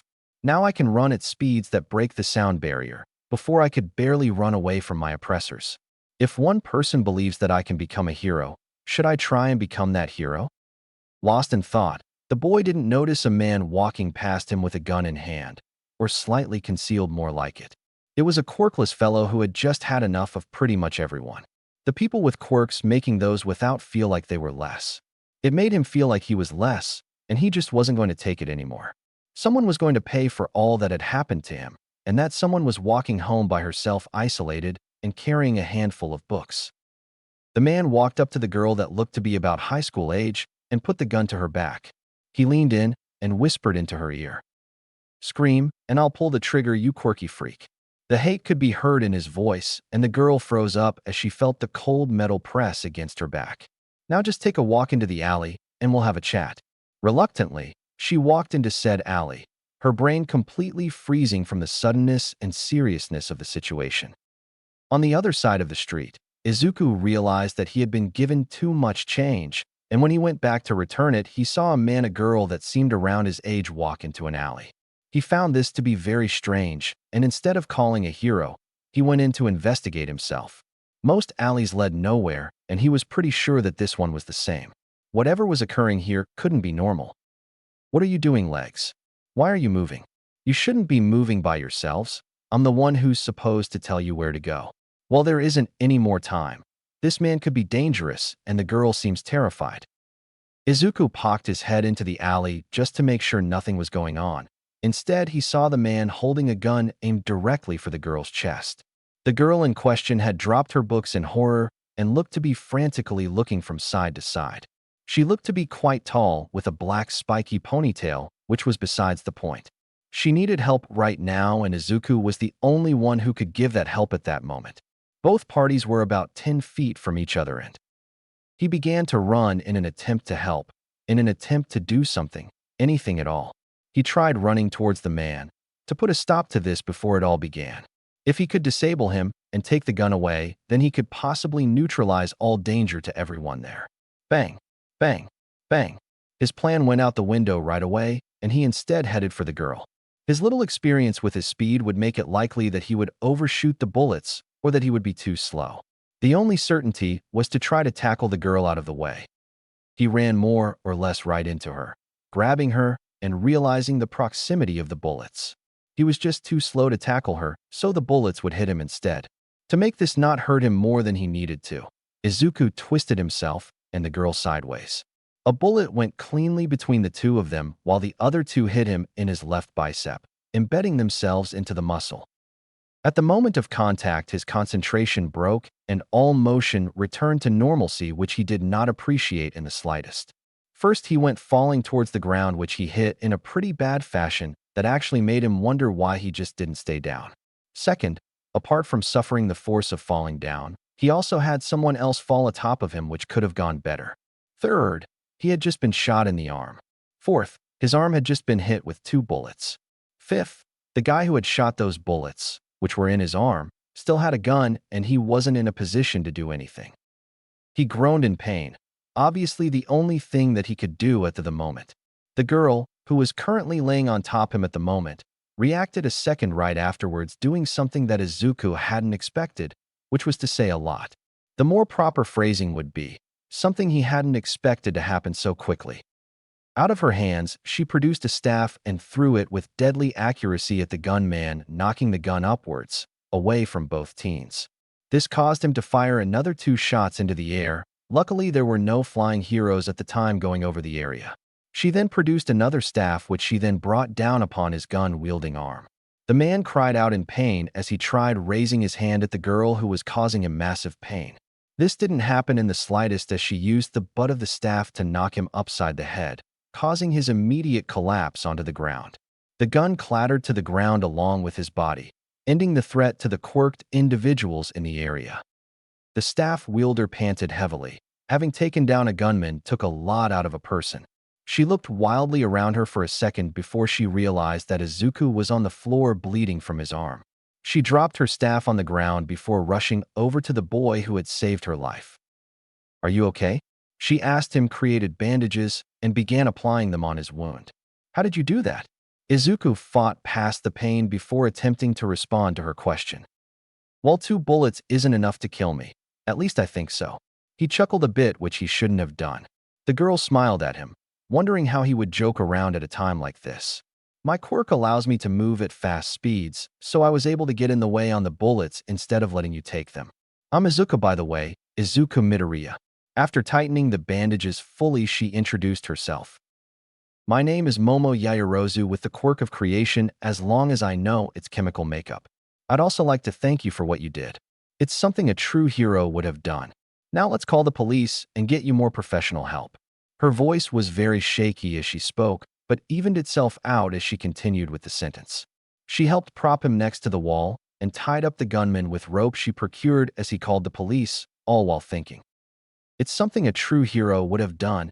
Am I capable of being a true hero? Can I bring back to life dream long thought dead? If I'm able to do good like this, then I would be able to help more people as a hero. I just never thought that would come to be, but it's a chance I'll have to take. Chapter 4. Tap, tap, tap, tap, tap, tap, tap, tap, tap, tap, tap, tap. Izuku, the fastest person in the room, was currently tapping his pencil over and over again on account of having nothing to do. That was actually not completely true if he was being honest, or it was his truth at the moment. Right now, he was trying to complete the easy task of figuring out exactly what to do with the remaining 2 hours and 58 minutes of the 3 hours that they had given to him. The they that he was referring to was Yue, and he really hadn't managed to nail the speed of his thought process quite yet despite the time that he had been given to prepare. Due to this, the speedster had finished practically the entire test before he figured out what he was doing and tried stopping himself. The slowing down of his brain worked in a similar fashion to his running. It took some time to slow down after he had gotten going, which is why he was now simply waiting on the rest of the time to be taken up. Well done, Izuku. Now you have to wait for the rest of the time and sit here doing nothing. Or you could just go over your extremely short life and ponder about what you've done well. Yeah, that seemed about right. Let's just go into your mind and waste time. It had been about a month and a week after Izuku had stopped the gunman from killing Momo. Following the event, the police had come to question both of them while bringing in an ambulance to tend to Izuku's arm. A month and a week ago. Son, could you please tell me what happened? The officers at the scene were each questioning a separate person as to not confuse any of them by asking them questions together. On top of that, he had also been taken to the hospital as being a minor didn't really give him a choice in the matter. The thing about his quirk was that it had begun the healing as soon as he suffered the injury, so there was really no point to this. A few minutes earlier, they had given him some pain medication in order to remove the bullets. In principle, that would have been something that worked for every case ever. But of course, Izuku had to be the exception like always. He felt the effects of the narcotics take hold for a second before it was gone, and he was back to being the same old Izuku, except now with 2 less pieces of metal within him. Turning back to the officer, he began to answer the question. So you see, I know that I wasn't supposed to use my quirk in public or upon another human being, but the girl's life was at stake, and it was just that my feet moved on their own. I'm not even sure how I got over there in the first place. The injured boy continued ranting on before the officer placed a hand on his shoulder, signaling him to slow down. Son, I'm just here to get your story, not to imprison you for saving someone's life. Do you understand? With a small nod from the boy, the officer continued to speak. Okay, now that we have that cleared up, please tell me what happened, slowly. I was stopping by the store to buy some chocolate bars since my quirk consumes large amounts of my own energy, and I'd just come back from a day of training. After I exited the store, I realized that the cashier had given me too much change, so I went back to give the extra change back. The officer jotted down notes about what Midoriya told him in order to get a sense of the story. Around what time would you say that this occurred? The kid thought about it for a second before realizing that this had been about an hour previous. It was around 6:30 in the evening, and when I returned I saw a man and a girl who looked to be my age walking into an alley. The green-haired boy ran a hand through his hair before continuing with his story. I followed into the alley because something just didn't seem right, and it turned out that it wasn't. The moment that I got there, I saw the man pointing a gun at her chest, so I ran to try to stop him from firing. I wasn't able to stop him from going ahead with the shots, but I was able to get in the path of the bullets in order so that she would be all right. After that, I was out of commission for the rest of the fight, in which she conjured a staff from her hand and incapacitated the man before he was able to do any more damage. Upon hearing the end of the story, the officer took down a handful of more notes before deciding that the kid had been through a lot for the day. He tipped his hat and made his way to leave, which Izuku couldn't help but appreciate. It was certainly something that he had wanted since getting these powers, to slow down for just a little bit. He leaned back into the bed that had been provided by the hospital and closed his eyes, waiting until the doctors came to discharge him. His rest was unfortunately interrupted by the girl he had saved earlier, Momo. She entered the room as quietly as possible, seeing as her savior appeared to be sleeping. She seemed to be coping with all of this pretty well, considering that she had almost died, if not an hour beforehand. Then again, she had been training to be a hero, so being resilient was to expected. Izuku was it? The tall girl asked him in a quiet and calm demeanor, not trying to wake him up from his apparent slumber. The speedster opened a single eye and then the other to fully see her. I just wanted to say thank you once again for all you did. I froze instead of reacting, and you didn't even think twice about helping me. You went straight into it and tackled the problem head-on. Her voice became a bit shaky, but she maintained her composure. Seeing as a conversation was about to begin, Izuku sat up and propped pillow under himself. Luckily, he had maintained his clothing, which he appreciated for this situation, seeing as a hospital gown wouldn't have been a good look on him. Would you like to sit down? He pointed at the chair that was beside his bed, trying to be hospitable. Momo nodded as she made her way to the indicated seat, keeping her eyes on Izuku. Why did you take the bullets for me? This was the main question that had been bothering her for the past hour. Most people who knew about her family name would do it for the money or to get in good graces with her parents. This boy, as far as she knew, had no knowledge of her and had reacted within a second to save her from what would have otherwise been a lethal attack. I mean, you don't know who I am. You could have ended up in a worse condition than it just hitting your arm. Izuku's eyes drifted to the air above her head for a second as he thought about the question. Well, isn't that the question that everyone always asks? What is the correct answer for that? Is there a correct answer? Unsure what to say, he lowered his gaze once more and answered honestly. You look like you needed help. The simple answer confused her, and the boy could tell that from her facial expression. What type of person would I be if I could do something to help, but chose to do nothing? Besides, it's better to have 2 bullets in me than to wonder where they would have been if they weren't. He gave her a nervous smile, trying to lighten the situation, which she returned. So, are you planning on being a hero or something along those lines? She wanted to move the conversation to something else that they would hopefully be able to discuss without it turning south. Izuku, being the confident and smart person he was, simply shrugged, not really sure on the answer himself. I'm not really sure. His facial expression turned to be that with a slight frown as he thought. Up until recently, I didn't even have that possibility open for me. I'm not even sure if I'll be able to follow my other career path if I do go into heroism. Why not? Momo had obviously thought of something that was a solution to his dilemma. Other heroes have separate careers besides being professionals. Best Jeanist has a fashion company, Present Mike has a talk show, and All Might has all of his merchandise. She got up from her chair before finishing her sentence. If you want to be a hero, you can be that and follow whatever other path you want. If you were able to stop a bullet, I don't really see what's stopping you. Izuku's smile grew. Having someone finally tell him what he had wanted to hear for a long time was really uplifting. He was about to thank her for the uplifting speech when the doctor came in. Looking at him, Izuku was able to identify him as the same doctor that had been there to attend him for the week that he had been conscious.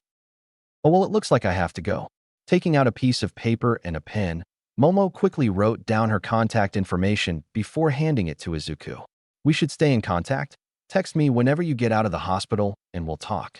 She then left the room with a small wave, all before the speedster could say anything on his part. He was a bit sad seeing her go, but at least he now had her contact info, so that was something. He placed the piece of paper in his pocket before turning to the doctor, who didn't appear too interested in his case. After that, wait, what did happen after that? Losing his train of thought, Izuku's attention returned to the test that was in front of him. Once again, he went through it several times and tried figuring out how else to spend his time. That short trip down memory lane had taken a total of 10 minutes, which was nowhere near the time that he needed to waste. Looking around, the green-haired boy spotted a head full of blue hair that could only belong to one person he knew. He had gotten to Tenya Ida quite well over the past months since he had met him that he had begun training his quirk. The boy had been a very good person to talk to and was also very interesting. Izuku smiled as he departed in the memory train once more, going towards a memory that was made with Ida the day after he had met him. It was quite fun, and both of the boys had gotten much out of each other's company, especially Izuku, who had no experience in dealing with quirks beforehand. It wasn't like he had anything else to do. Right now, all he wanted to do was get rid of the time that he did have. Hopefully, it was enough to get him through the rest of this test. Probably wouldn't happen, but still, one could hope. Izuku had been discharged from the hospital that same night after his mother scolded him for trying to be a hero. She was glad that he was all right, but it was still hard for her seeing her son's green hoodie with 2 holes in it. Needless to say, Izuku was sure to be more careful about dealing with bullets from now on. That night, Izuku put a lot of thought into what Momo had told him earlier of having 2 careers instead of sticking to just one. It was interesting and something that he hadn't thought as a possibility at all. Sure, he knew that some heroes did it, but he certainly hadn't expected it to be something he could do before now. He thought of giving Momo a text, but he was unsure of where exactly he put his cell phone. He checked in his pockets, bag, and every other place in his room, but he was unsure of where he had put it. Wanting this to be over quickly, he went over to the home phone and decided to call it. If it were in his home, he would most likely be able to find it from its ringing. 1 ring, 2 rings. Hello, who is this? The voice on the other side sounded familiar, but he couldn't quite place it yet. Sorry to be troublesome, but I was wondering if I could get my phone back. I'm not sure where I left it, but I would be most thankful if I got it back relatively soon. Midoriya? Is that you? Oh, that's why the voice sounds so familiar. I literally met him earlier today when he wanted to race. Yeah, Ida right. His voice was slowly increasing in pitch from the embarrassment that he felt towards losing his phone. Yes, I found your phone under the tree where you were resting after I returned to see if you were still there. Would you like to meet tomorrow in order to get your phone back? Maybe at the same track from today? It would be most convenient for me there if it's possible. If not, I can probably go to around where you live. No, the track is fine. I don't want to cause you any more trouble than I already have. At around 8 in the morning would be a good time. Now, how did I lose that phone? I'm positive that I put it inside my pocket, but if it fell then it must have been the hoodie pocket since it offers less room to hold objects in a reliable fashion. That added to my sudden take-off must have led to the flying out of the phone, which puts me in my current situation. Midoriya? The voice on the other side of the phone called out in confusion. Are you still there? All I can hear from my side is something resembling a quiet engine. If Ida could have seen him at the moment, he would have seen Izuku's face turn into a similar shade of red as his shoes. This was but another time that someone had called him out on his habit of muttering. To make matters worse, it appeared to have become faster due to his quirk. Yeah, thanks again, Ida. See you tomorrow. Izuku wanted to end that before his embarrassment went up to a lethal level. The following morning, Izuku did everything as quickly as possible in order to get his phone as soon as possible. That actually wasn't really a statement based on facts considering that he arrived at the chosen location 10 minutes before 8. To top that off, he was still suffering issues on slowing down after activating his quirk and was incapable of doing anything. Trying to use his time effectively, the quickened boy looked around and saw the grave condition this track was in. It certainly needed a bit of work to bring it up to functional use again, and right now he didn't think he had anything else to do. Mend a fence, sweep the dirt of the track to even it, fix the pull-up bars on the side, mow the unruly grass that had conquered the center of the field. After seemingly hours of hard work, the boy was done and more confused than ever. 5 minutes had passed since he had arrived here, but luckily he was slowing down and time was returning to its usual flow. On the other end of the field, he could see Ito walking towards him taking in his new surrounding. The boy with glasses looked extremely surprised by the sudden renovation of the field. Hey Ito over here. Midoriya called out for his engine quirk friend as he sat below the same tree that he had lost his phone at. He smirked at the obvious confusion that was on his face. Ida handed him the phone and began asking him a question. Midoriya, did you do all this? Yesterday this place was a complete mess. Now it looks like a professional track worthy of a runner such as yourself. Like always, his hands served as an indicator his character. Well, you see, I got here a little early, and I wanted to clean this place up a little. He scratched his head in slight embarrassment from the praise that he had received from the taller boy. It was nothing. I just wanted to make this a place that people could come and actually use again. Apart from the fact that I was extremely bored. This isn't nothing, Midoriya. The other boy exclaimed with his arms stretched around him. That quirk of yours really is something else. Hey Ida, on the topic of quirks, how do you use yours for offense? Mine is just a simple speed-enhancing quirk, but I want to know if I can use it for other things. The other teen adjusted glasses before continuing the topic about his own quirk. My quirk is also a speed-enhancing known as engine.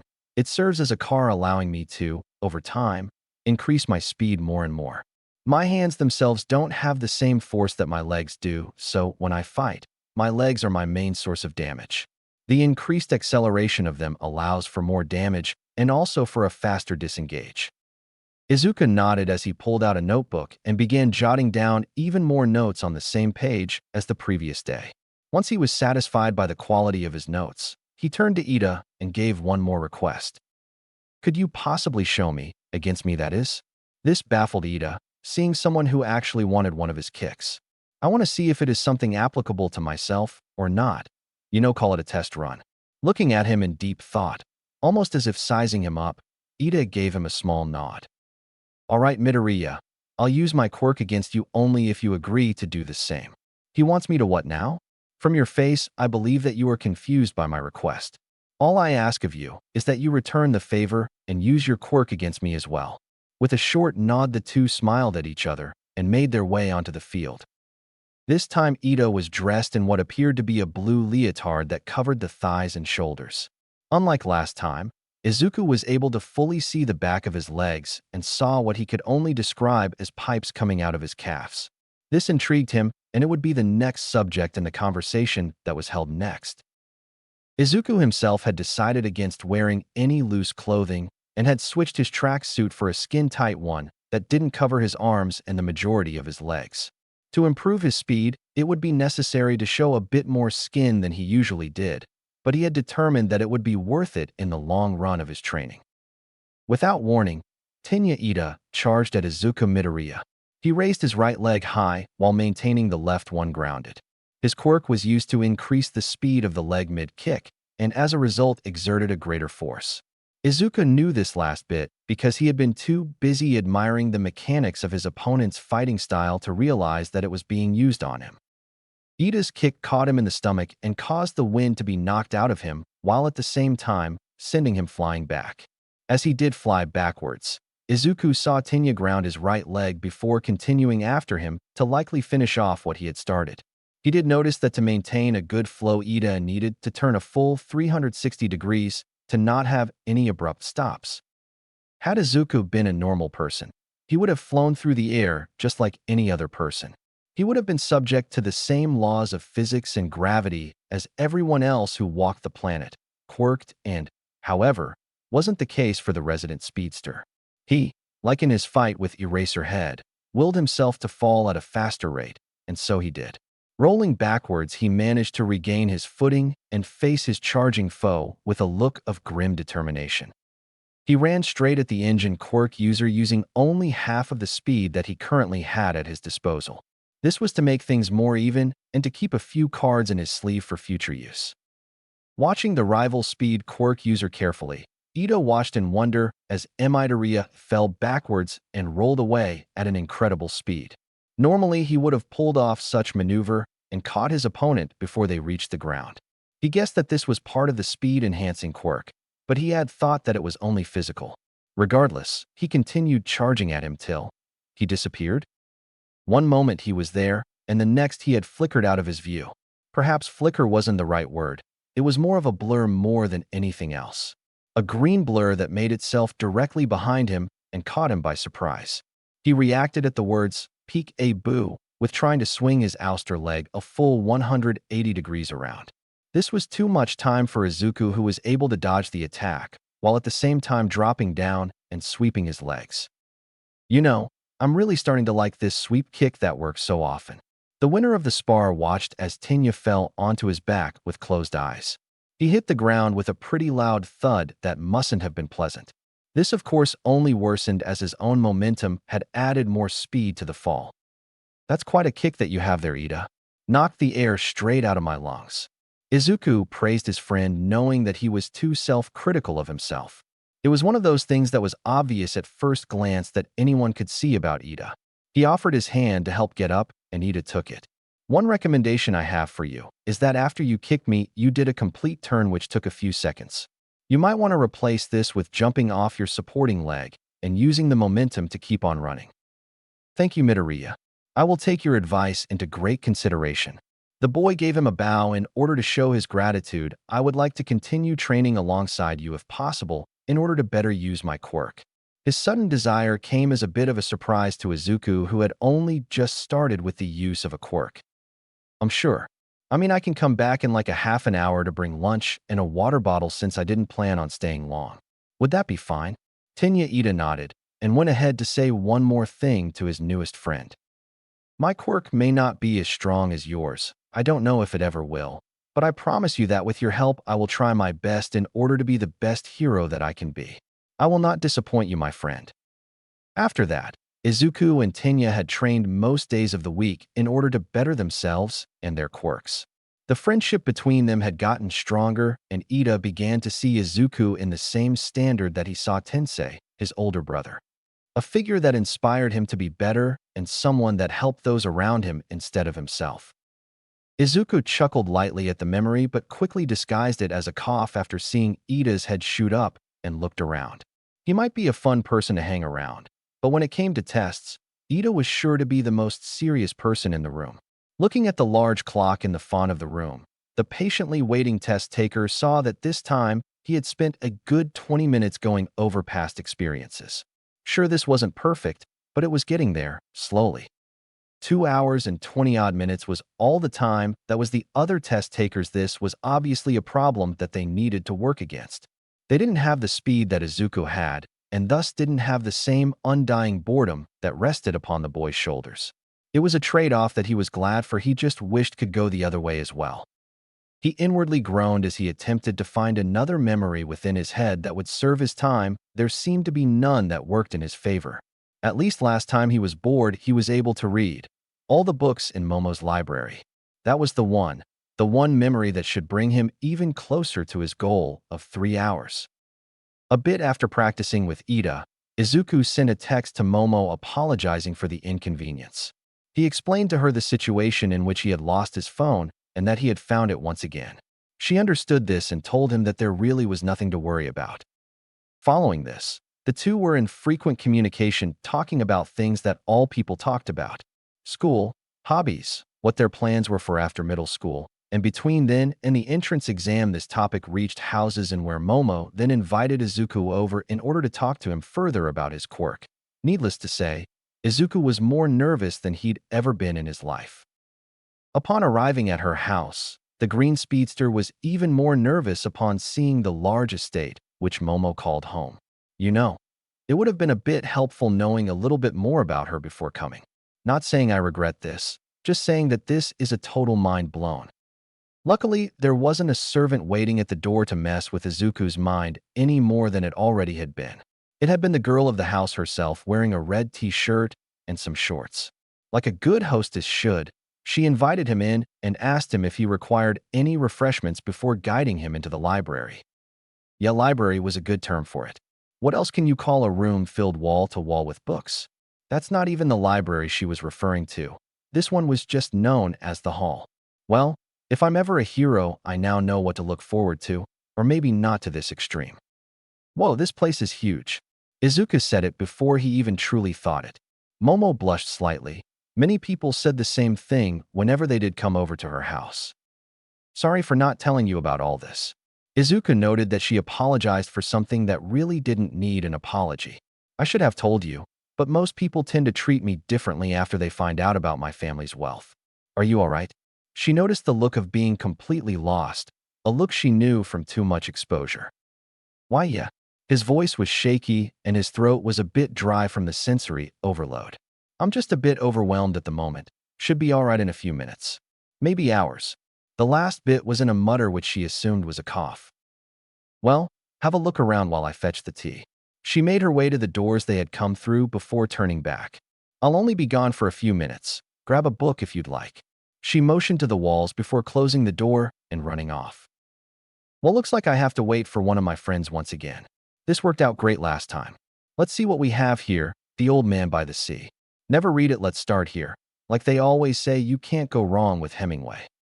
The book itself was all right for him, a bit dry in some areas, but overall it was a book that had made it to be a book, which couldn't be said for countless of other things. Looking at a watch that he had recently gotten for himself, Izuku saw that about 5 seconds had passed. This was after he had taken a break from the book in order to go read another few books that were adjacent to this one. With his hostess still not returning, the guest went on ahead to read another book, and another, and another. When Momo did return with the tea, she yelped quite loudly at the mountain of books that had accumulated onto the table. Not since she had been here had she seen all of the books placed onto the table in such a way. It looked like it was made to be a mountain, which she couldn't really wrap her brain around.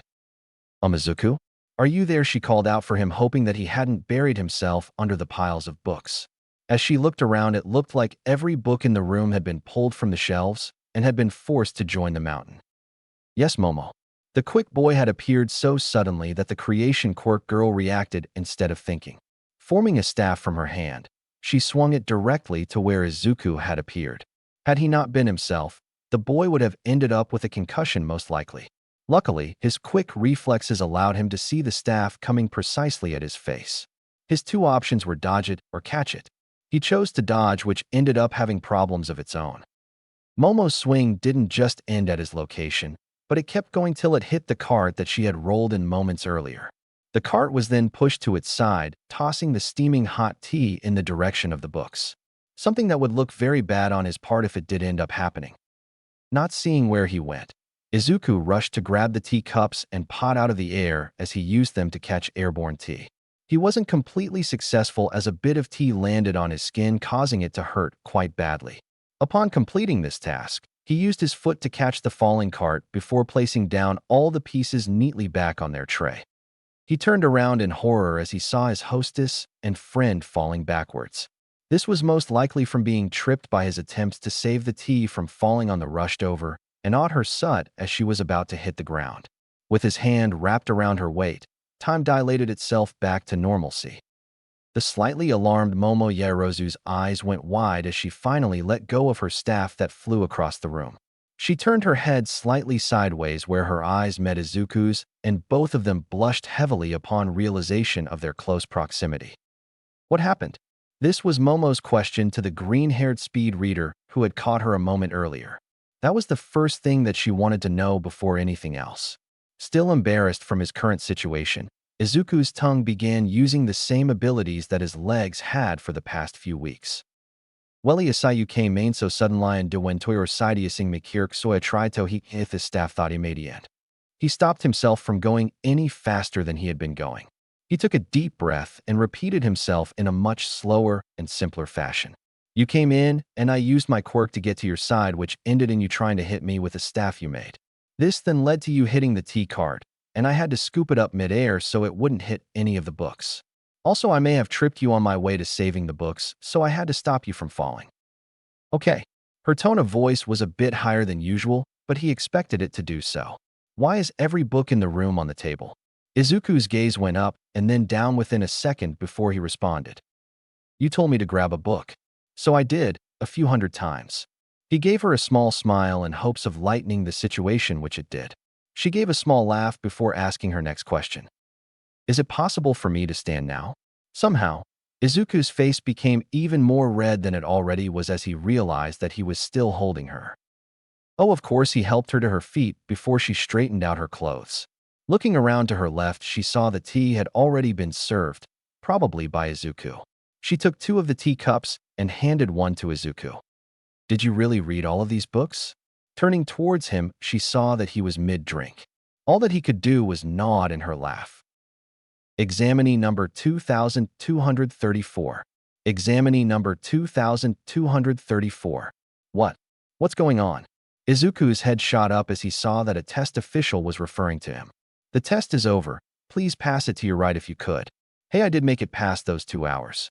He handed the test to the person sitting next to him, which was Kaken. "Stupid Deku," was what he muttered angrily at having to wait because his childhood friend had been lost in thought. He had survived the written exam easily, not really.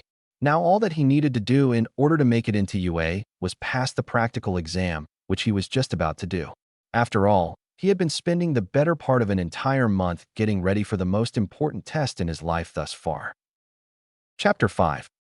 This is an extremely bad idea, Izuku. I hope that you know that I do not support your rash choices in any way or form, even if I am you.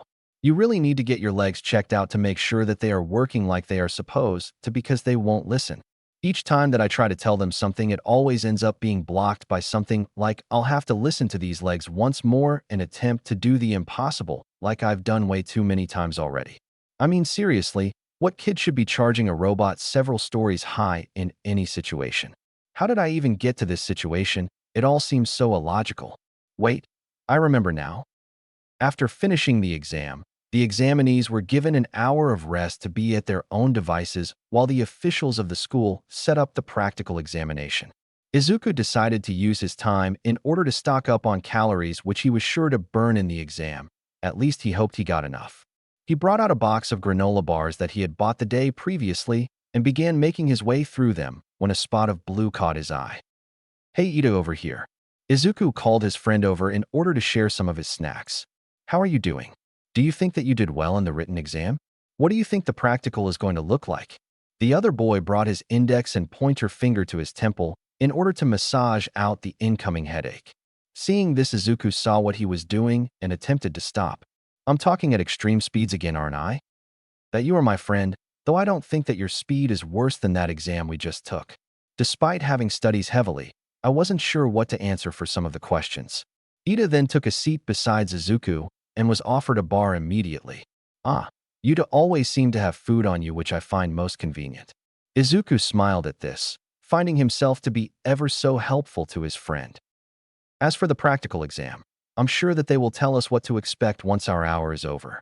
The still eating shorter boy nodded at this seemingly realistic reasoning before he went back to his food in front of him. "How about yourself, Midoriya? How did you fend for yourself in the exam?" Izuku's face became very red. That was something he didn't want to discuss and make himself sound cocky or anything of that sort. Well, it was a difficult test for sure. I wasn't sure if I would be able to finish all of it and have time to go over everything. He swallowed his food before going on to continue lying through his teeth. Or he would have if Ida hadn't put his hand on Midoriya's shoulder and looked into his eyes. He had been able to spot some of the other boys' faults that gave him away way too easily. This was one of them. "Is that really what you thought of the exam, Midoriya?" he asked inquisitively, as he tended to do when he was trying to figure out something. "It seems to me that you are in fact hiding something, or you did something that you do not wish me to know." The green-haired boy began scratching his mane of hair as he tried figuring out what to say exactly. "Well, you see, my quirk doesn't really have an off switch. It sometimes just goes off on its own when I'm nervous or afraid." Ida's eyes went wide as he realized what this could possibly mean. His hand went to his chin as he thought about this before returning back to his friend, who was still eating granola bars. "Does this mean that you went and did the entire test at the speed at which you tend to run?" Midoriya nodded with a sideways smile on his face as he tried to find a better explanation for it. "Well, you should work on bettering your mental control as to not get accused of cheating by others." "Yeah, I know that. It's just so hard maintaining focus all the time, and sometimes it just slips without me even realizing it. I'll try to get better at it. It'll just take a bit of time." Nodding, Ida excused himself to use the restroom, leaving Midoriya sitting by himself waiting for what felt like the 50th time. He picked himself up and began walking around to see what this school had to offer. He mostly walked aimlessly, wondering what made this the #1 school to go to if one wanted to become a hero. The halls were obviously nice and clean with lots of room to maneuver. The doors of the classrooms looked like they had been built to allow people of all shapes and sizes to enter, and the floors were quite shiny. As he looked at the floor, he was unaware of a coming bend that indicated a turn onto the hallway. Continuing the path that he was taking, Izuku came crashing into a fellow examinee who was currently listening to some music and hadn't heard Izuku coming. Izuku was able to regain his footing right away because of his speed, but the other boy fell on his face and groaned in pain. "Oh dear, I think I may have just injured Pikachu. Of course I would be the one to hurt Pokemon's prized mascot." "Hey, are you alright?" "I'm very sorry, but I didn't see where I was going. Are you alright?" Izuku made sure to repeat himself in the chance that H hadn't been heard the first time. The boy only groaned in response, which made the speedster very nervous. "I killed him, didn't I? Now my entire plan is ruined and I can't go on to become a hero despite just having gotten the motivation to become what I could do." Preoccupied by his own mumbling, the standing boy didn't notice as the one on the floor rolled to his side and began rubbing his head. Looking at the floor once more, Izuku yelped as he saw the dopey face of the boy he had just knocked over. Once again, I'm very sorry. Izuku apologized, trying to make the situation better as he offered his hand in order to pick up the other boy. As their hands touched, the speedster felt an exchange of energy and saw as the boy yelled out in pain before he went tumbling back into the ground. Ouch, I think that was my quirk misfiring or something like that. It's alright though. I've electrocuted myself many times before. Name's Kaminari, Denki Kaminari. Pleasure to meet you. The boy on the floor picked himself up and gave a smile to Izuku. Hello, I'm Izuku Midoriya. Sorry once more for making you fall on your face. I hope that no permanent damage was done.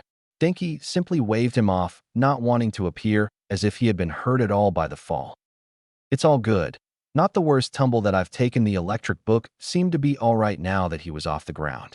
Anyway, thanks for helping me out, I appreciate it. With not much else, the Pikachu-esque boy kept walking on his way to get ready for whatever presentation UA was going to give. After their 1-hour break, the potential students were shuffled back into the hall in order to receive the information needed for their practical exam. This time the seats were elevated and all the lights were aimed towards a stage in the middle, which Izuku assumed would be the place that the official came out of. Checking his bag on his side, Izuku made sure that he had all the materials needed in order to complete whatever the test was. Hello there, little listeners. Can I get a hey? Looking away from his bag and towards the stage, the speedster was able to see the pro hero known as Present Mike. Wow, they actually have pro heroes teaching at a school. That is something else. I wonder if that guy who attacked me is there. Ha, of course not. They would hire someone like that. They are the #1 school for a reason. Preoccupied by his own thoughts once again, Izuku missed most of what the shouting hero had said. The parts that he did catch had to do with villains and of their various scores depending on the villain. A hand went up in the seats slightly in front of Izuku in order to ask a question. Supporting his head on one hand, the bored teen looked on in curiosity to see what his friend was going to do. Ida had been one to call out mistakes made by others, and it looked like this school would receive the same treatment from him. You mentioned 3 villains, but on the handout that you handed us there are 4 instead. He pointed at the paper that the examinees had been given when they walked to their seats. A mistake like this from such a prestigious academy such as UA would be most unacceptable. Unconsciously, Izuku nodded from the amusement and didn't realize that he had done it till Ida turned in his direction. You there? Ida called out to the seats behind him, not really being able to see who had laughed due to the poor lighting. This is a test for those of us who are serious about becoming heroes. If you aren't here for the same reasons, then you should leave. Midoriya looked a bit like Christmas at that moment because of how bright red his face turned. The blue-haired teen then went on to turn forward and listen to the response that was given by the blonde hero. Izuku would have done the same, except his brain began to mess with him and distorted reality, or at least the speed in which the world was going. Something, obstacles, something, run away, and good luck. Yeah, I think I have all the information that I need now. Let's go over all these facts quickly and see what the plan of attack is going to be. There are going to be 10 minutes for me to get as many points as I possibly can. These points will be acquired from destroying villains. That will be in the form of robots that get more dangerous the more points they are worth. There is also a 0-pointer used to block the path and cause destruction or something along those lines. I'm not really sure. On top of that, I have to compete against other people who want the exact same thing as I do. This is certainly going to be fun. Walking around, Izuku got down and began to stretch in order to make sure that he didn't pull a muscle or anything. He still suffered from that fear after he had begun running without warming up a few days prior. He had been able to heal from it relatively quickly, but he could still remember the pain. His mom did think it was a bit weird for him to be hobbling around the house that day instead of the usual speeding that she had grown accustomed to see. He checked his outfit one more time in order to ensure that it wouldn't interfere with the use of his quirk. His goggles, of course, were already over his eyes as a preparation for a sudden departure. His suit was more or less the same that he had been wearing in his spars with Ida, except that this one was newer and hopefully more reliable when it came to being aerodynamic.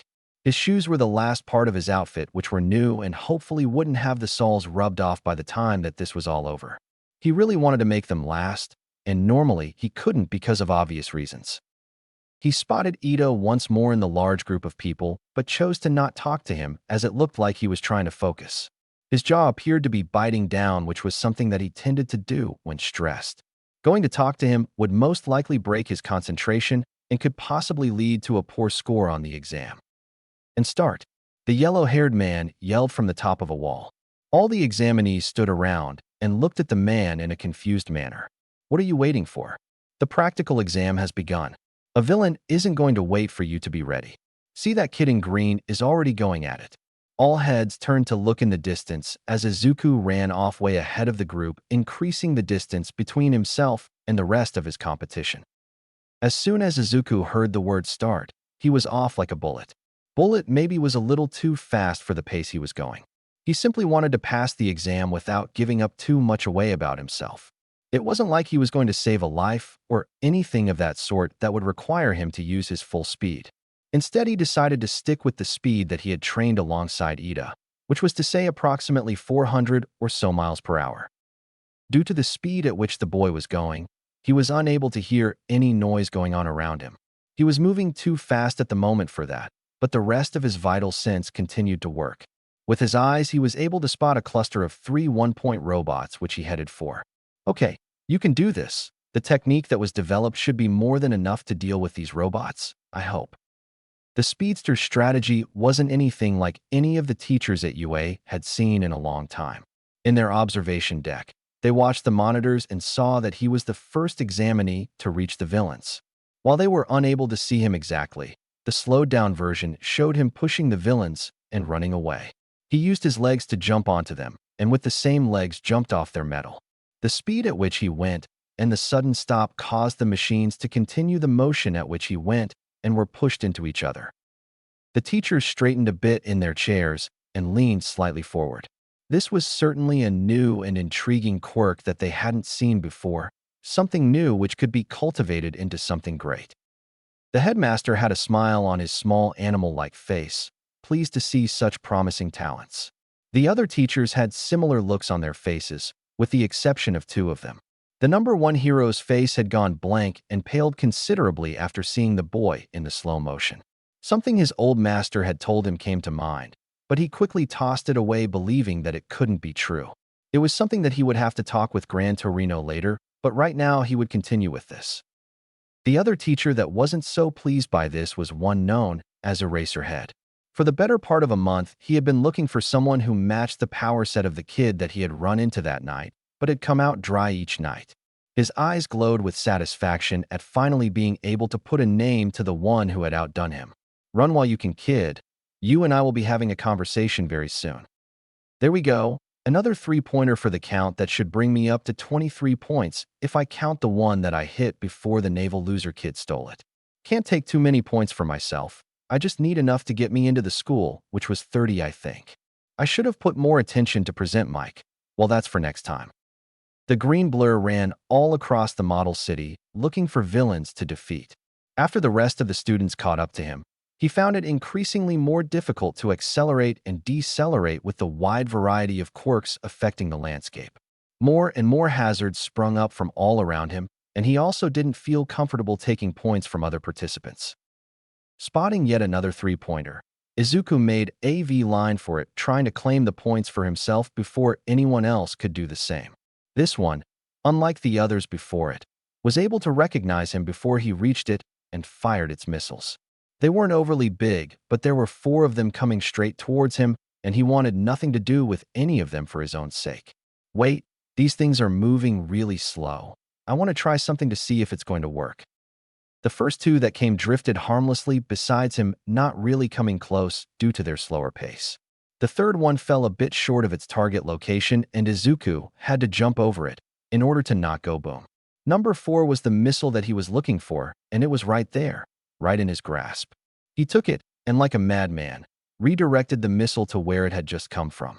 Trying to be a movie trope, the boy turned around and began walking away when he was blown right onto his face. Note to self, always make sure to look at the explosion. Not looking at it just makes it more likely that you are going to hurt yourself and probably end up with, yep, that's a broken nose. The faster healing better come up with a fix for this. Picking himself up, Izuku's new score was now 26 points, which he assumed to be not bad. There were times when he could have gotten more, but that would mean using more of the speed that he was busy concealing at the moment. Doing another lap around the test area, the boy with 26 points saw that the majority of the villains had already been dealt with, and the remaining ones were already in combat with a few examinees. Slowing himself to a more reasonable pace in which he began to hear things clearly again. Yep, the sound of conversation was one of the things that he missed while being in his quickened state. Looking around, everything seemed to be just a tad bit too quiet. He pulled up his green-tinted goggles and gave everyone else a look. They all appeared as if they were done with the exam and were all just lounging around waiting for time to be called. Izuku himself had burned through quite a bit of energy and was ready to replenish himself with the granola bars that were in his backpack. Just when he began to make his way back, things took a big drop in how they were going. He heard it before he saw it, or at least heard the destruction in its path, that is. The loud crashes all around him had him activating his quirk once again and turn around. With his enhanced speed, he was able to see the 100-foot-tall zero-pointer that he had assumed would be way smaller. Well, I think my brain just broke from the sheer size of this thing. He froze for a second as the villain continued rampaging down the street as it destroyed more and more buildings. Around him, people ran away from the incoming contraption as he maintained his spot looking on in slight fear. He tried taking a step back, but fell backwards unsure of what to do, fear deep in his heart. Just get up, Izuku. Just get up and run away. You can't beat this thing with your speed. Just run away. Do it to save yourself. More participants ran away from the contraption, trying to remain alive till the time run away. Picking himself up, he ran away, obviously incapable of doing much of anything. He frowned, not being able to control his quirk properly. Receiving random bits of speed, the boy began running into walls, unable to run properly without the control. Calm down. Just calm down so you can control yourself again. You can't save yourself if you continue with this fear. Just take a deep breath and run. Looking back, he saw a girl with brown hair that was trapped under a giant piece of rubble. He could do nothing to lift it, having his abilities amplify his speed and not his strength. The giant obstacle grew ever closer, and he closed his eyes in order to think, to clear his mind, and in order to do what needed to be done. In doing this, he entered the state that he had done during the written exam, and his mind raced. Izuku Midoriya, the speedster, the 8-month-long coma patient, the green blur. It's not your job to save this girl, but at the same time it is. If it's in your power, then you have no other choice but to at least try. You might get hurt, but if you thought about your injuries before acting, then some people you know would be dead. Just run now. Slipping his goggles back over his eyes, he closed his eyes once more and took a deep breath, allowing his mind and heart to relax. His eyes sparked with green flickers of electricity as he opened them one more. He smiled slightly at the sudden surge of energy that he felt after calming down. His control over his speed had returned once more to him. There really wasn't more that could be said at what happened next. He ran. At first, all the examinee looked as the blur in green ran away from the problem. He would be the one to outrun them all and remain the most safe if the time didn't run out soon. They saw it run past them and disappear in the distance, probably wouldn't return for any of them. Then, they all looked in awe as the speedster came back, running straight for the robot that was terrorizing the street. His movements were precise. Each arm stroke, each step, each breath was calculated. His eyes looked at the metal man, looking for a weakness where he could find it. His speed would make his punches cause greater damage than a normal human fist, but there was only so much that it could do. He felt a bit of a shake as he recognized the same feeling of breaking the sound barrier. Closer and closer he got, pushing himself forward with each step, going faster, pushing farther. This is it, Izuku, one last push. With that, though, the boy dressed in green forced himself to go over the edge and put more energy than he thought possible. He jumped off the ground, or pushed himself off actually. He was a human bullet at the moment, deadly and dangerous. He flew through the air, feeling his messy green hair fly behind him. There was a moment longer for his decision to take place, the deadly choice of destroying the chaotic machine. He looked for any place to make his strike, and he found it. Pulling his arm backwards, the boy waited for just the right moment before striking. He went for the neck of the creature, that most likely being the weakest part of its structure in exchange for the enhanced mobility that the part offered. His right arm hit the part which could be called a neck, and something occurred that no one could truly expect. First, The recoil of the impact made its way through his arm and broke it. The energy that had been released had simply been too much. Second, a thin break began to stem from the point of contact, and it began to increase in size. Third, the boy who had just hit the robot began falling backwards and downwards quickly and without any particular direction. The pain in his arm hadn't yet registered, but when it did, now that would be a jolly day for him. Fourth, the piece of machinery had its head fall backwards and the rest of the body soon followed as it went up in a spectacular display. Falling through the air, the boy had a limited amount of time to think about possible solutions as there weren't so many. His quirk could only work on the ground and not much else. It wasn't like he could defy laws of physics that had been set in place much longer than he had been around. Try izuku. Try to figure out something. The ground quickly approached, and the choices still weren't any clearer than they had been in the start. Okay, let's try to roll. Try to roll and see if that works. He was out of options. Nothing he could do would be much of use now. He had to hope for a Hail Mary and slap. There was a sudden sense of both pain and weightlessness. He looked sideways to see the girl who had been caught under the rubble a few moments earlier. Her face was strained in focus and her hands pressed together, probably something to do with her given quirk. As she let her hands fall apart, he too fell towards the ground. At least now it was only a few feet off. Trying to use his hands out of habit, Midoriya regretted the choice in an instant as pain shot up his right hand, and he was forced to bring it to his chest. He saw and heard the hero from the presentation informing them off the ending of the test. The hero with the broken arm sighed in relief of no longer having to run, but was quite angered at having this broken arm which would take more time than any of his previous injuries had. Bringing himself to a seated position, the young male pulled off his goggles and looked at them in sadness. One of the lenses had completely fallen out and shattered while the other had quite a large break in them that was unlikely to fix. His shoes were also a very large problem given that one of them had actually caught fire. He kicked it off and groaned at the thought of having to get another pair that would be able to handle his running speeds. Maybe it was due to the pain, maybe due to going into shock, maybe it was because he had run well past his previously established limit. Whatever the reason was, Izuku certainly couldn't account for the fact that he was in his room sitting on his bed and looking at his notebook with a logo design on it. He remembered a fire involving one of his shoes, but that was about it. There wasn't much after that. An old lady giving him a kiss to heal his arm, a few praises from fellow participants, and some rainbow vomit? Well, Izuku, looks like you did it. You finally did it. You were able to do what many told you was impossible. Collapsing onto his bed, the boy succumbed to a well-earned rest. His mother came into his room and smiled as she saw her son asleep. She was proud of what he had accomplished and would continue to support him as he continued on his path to be a hero. She looked at his desk and turned off the lights before closing the door. On his desk, there was the logo that Izuku had decided upon as he got home that day.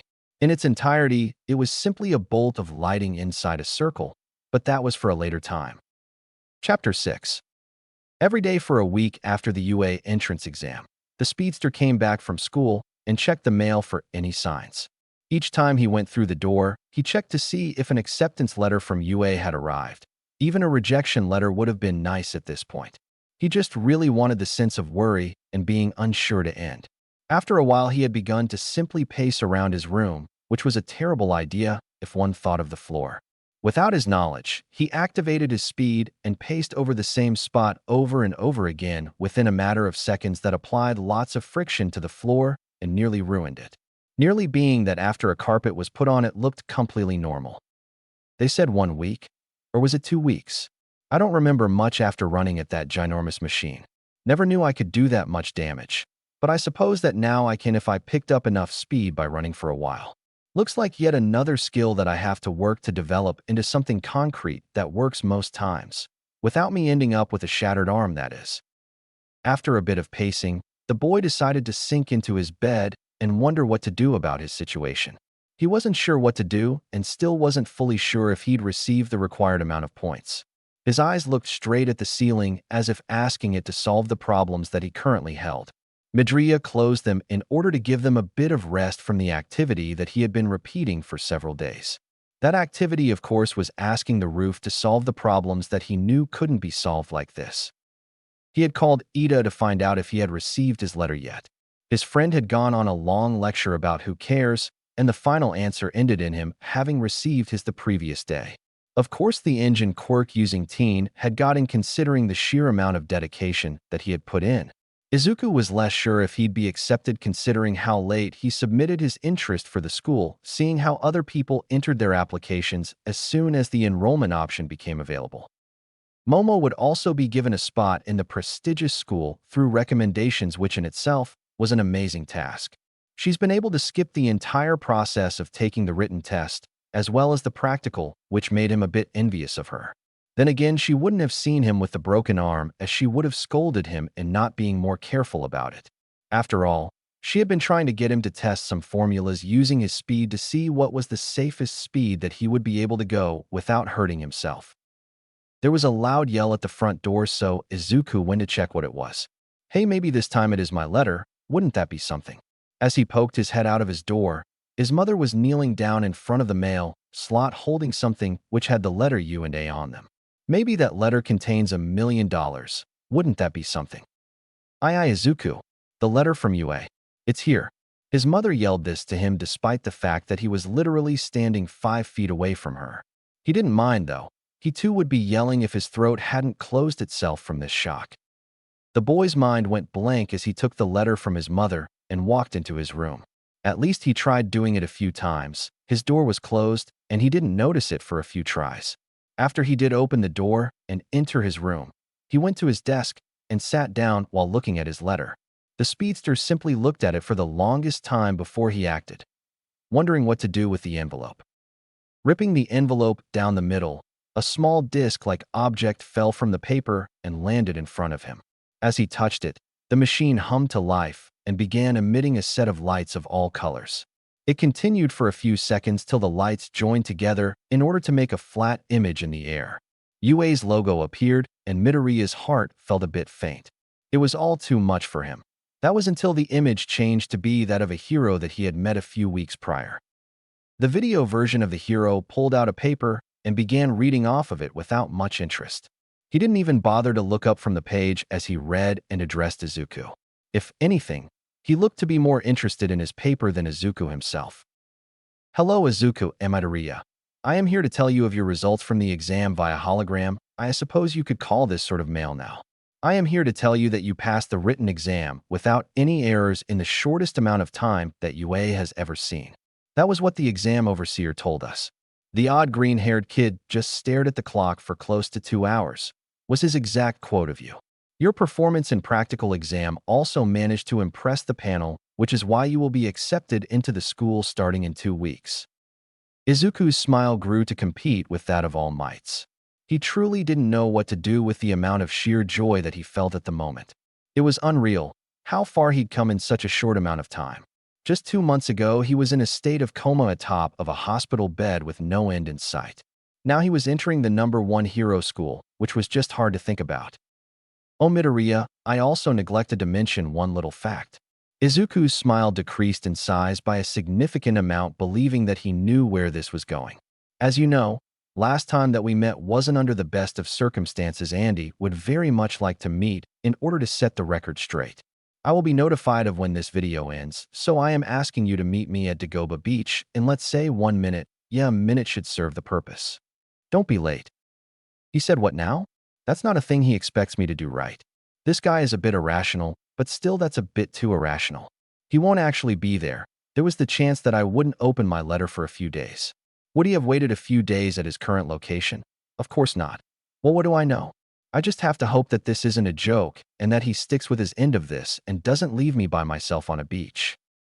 Obviously, the speedster ran for his dear life in hopes that if this was true, then the hero would be nice to him for arriving within the time that was given to him.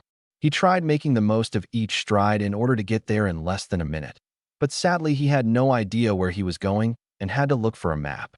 On top of this, the speedster overshot his destination by a few miles and had to go back to where a beach was supposed to be. He mentally cursed himself for not getting out more often to explore the city, which he would begin doing from now on. As he arrived to his desired location, Izuku looked around to see heaps of trash as far as the eye could see. Looking at the map again to make sure this was a beach, Izuku became oblivious to his surroundings. He knew that splitting his attention was something that needed to be worked on, but he had never fully mastered a skill such as that. If there had been a person watching him at that very moment, then he probably would have been unprepared for any attacks that came his way. Wait, that was exactly what happened to the green-haired boy, silly boy. While looking down at the map of the area, a figure descended from a pile of trash that was nearby and, for a lack of a better word, repaid the favor from before.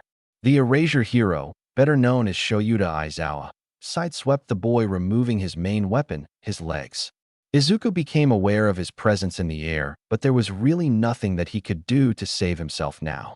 Eraserhead willed his capture gear to wrap around the boy's entire body, much like the first time. This time, much to Izuku's disappointment, he also wrapped it around the lower part of his head and then proceeded to hang him upside down. Izuku struggled for a few seconds to try to break free, but the bindings only increased their hold on him. Upon giving up, the boy looked slightly downwards at the hero who had just gotten even with him. While this is certainly something that I did not expect to happen, especially sweeping my legs, now I can understand where that was coming from. I expected more from you than simply charging in here without first taking in your surroundings. The Erasure Hero pulled up his goggles to look at the boy with a bored expression. I'm making sure that the last time's outcome won't happen again. I found it a bit damaging to my ego of losing to a child. At this, Izuku began struggling again, trying to clarify what was going on, but with his mouth blocked, there really wasn't anything that could be heard than a few muffled screams. Does he seriously think that I'm a bad guy? There can't honestly be a reason for it, right? I mean, he's clearly someone at UA if he was in my acceptance letter video. If that's true, then he probably saw how I did in the entrance exam, and then would be able to determine that I, in fact, am not a villain. I just have to tell him that with these bindings over my mouth. Relax. Izuku calmed down a bit and stopped struggling for a few seconds, willing to hear the hero out. I know that you aren't a villain. A villain wouldn't have come here in the first place, unless he were an idiot. I just want to talk to you. So if you agree to not run away, I'll put you down. Izuku nodded, eagerly knowing that this was the only way that he would be able to reason with the street-level hero. Thank you, the boy said as he was put back onto the ground. His face felt quite hot due to the blood rushing to his head. Likewise, his feet had received none, and he fell onto the floor as soon as he touched it once more. So, what did you want to talk about, Mr. Eraserhead? Aizawa's eyes increased slightly from having his name called out by the boy in front of him, obviously not amused by him. I did a little research on you, and am just as confused about my condition. I can clearly see that you have a quirk, but it doesn't work like other people's quirk now, does it? Izuku shook his head to this, trying to be as truthful as he could be. I thought as much. My quirk should have served to neutralize yours, yet I was unable to do it during our first encounter, and just now when you zoomed past. If that's not the case, then I'd like to hear more about you, the origins of your abilities. I have my suspicions, but I'd like to hear it from you. Well, you see, it's very strange to explain this. You are the first person to know the full truth since everyone else just assumed that I'm a late bloomer. Well, where to start? Oh yeah, about 10 months ago I was staying late at school when I went back to close the windows as to not cause a bigger mess that I'd have to clean up in the morning. There was a sudden shift in the weather that day that took me by surprise, and I just didn't think anything of it, so I went on and did my thing. I was then struck by a bolt of lightning and doused in chemicals, which forced me into a coma for about 8.5 months. I'm not sure exactly how my body changed, but I know that I was given the speed which you see before you. The first time that we met was actually the first time that I was able to use my quirk properly. I've been practicing for about a month, but I'm still not in full control of my quirk yet. It's constantly revealing new parts of itself to me, and I have to constantly adapt to keep up. Eraserhead looked at the boy and began to think about what he had said. Izuku Midoriya, given a quirk that gives him the potential power that gives him the ability of being as strong as All Might. On top of that, he had a lot less time than any other of the participants with his quirk, and yet he managed to outshine the rest of them. He was also able to beat me in single combat by using strategies that normal villains wouldn't have thought of. The question that is next, what is his quirk? What makes it so unique? Kid, this stays between the two of us. As far as everyone knows, you are a late bloomer and happen to have a very flashy quirk. There are people who would hunt you down for what you are capable of doing just to find out the information of how you work. The less people who know of this, the better. Keep this to yourself and tell no one. Izuku nodded and began to get up as the feeling returned to his feet. I know that you have the heart of a hero and the mind of a genius. That much I can tell just by looking at you. The rest is a blank slate. You have proven yourself to act in an instant and that you can keep a cool mind in dangerous situations. I can also see how your eyes move from side to side when you get into thought, which is about a second, so I assume that your powers extend to your mind. I don't know what to say really. It's Izuku began to thank the hero before he took a punch to the stomach and he collapsed onto the floor. The boy never saw it coming, so he fell forward at the normal speed of a human without getting the chance to activate anything. I can also see that you are quite weak when your quirk isn't activated. You are no better than a quirkless person if anyone did manage to mess with your quirk. My particular quirk may not work, but there will be others besides me. I think that you need more training than the fancy tricks that you have practiced for the past month. Izuku groaned as he attempted to get back up, unsure of what had just gone down. Looking at the man's unkempt face, he wondered what he meant by training. This was the hero Eraserhead, who wasn't well known because he had made that choice himself. You will be part of the Class 1A in 2 weeks' time, and I want to make sure that you are capable of handling yourself. Your quirk gives you the speed advantage, but you rely too much on it instead of any other forms of defense. Other kids have had their whole lives to practice combat and have used their quirks in conjunction with anything they picked up. You have neither of those, so you will have to have some training, and I will do what I can with the time that I have. So does this mean that I am now required to call you sensei? I would like to know how to address you for any future reference. Recalling his scarf, Yuka's feet became free once more instead of chained to the other man. You will be here tomorrow at 6 in the morning, and I will try to teach you through brute force and repetition. I know that you heal quickly, and so that means that I won't hold back. Izuku's smile faded a bit at realizing what would happen to him the next day. Also during our sessions, I will not allow you to use your quirk, whatever the situation. Nodding, the boy turned away and began to walk back home. That was until the scarf wrapped around his legs and brought him back to the feet of the Erasure hero. Well, kid, I never said that you could leave. I need you for one more thing. The boy raised his eyebrows in question, wondering what this additional task was. You know, this was a beach at one point. I expect it to be a beach by morning, if you know what I'm telling you. With that, Eraserhead walked out of the junkyard and used his capture gear to climb onto the building once more. The young boy spent the rest of his time before dinner and after dinner cleaning the beach to most efficiency that his quirk would allow him. He really wasn't sure exactly what he was doing, if he was honest. He had been told to clean the beach by a hero for a purpose that he hadn't explicitly been told. He had assumed that he would be told come morning of what exactly this exercise served to illustrate. But right now he had one thought. That was to make sure that every piece of garbage, down to the last screw, would be lifted from this beach and taken to a proper place. What that place was would be a problem for later on. Despite all that, the boy continued working through the night. He fought back against the fatigue, the pain, the smells, and above all, the piles of trash that threatened to fall on him every few minutes. He stopped a few times along the night in order to make sure that he remained hydrated and that his calories remained at a decent level. Besides that, the speedster continued fighting against all thoughts of giving up and pushed through. At around 4 in the morning, Izuku finally completed his goal, or the goal that had been assigned to him by his future sensei the previous day. Looking around the vastness and sudden cleanness of it, Izuku decided to sit down and look at the ocean. The motion of the waves brought a sudden sense of calmness to him, and the softness of the sand felt just like a blanket. The sound of the ocean was just the song that he needed to hear. It was peaceful and enjoyable.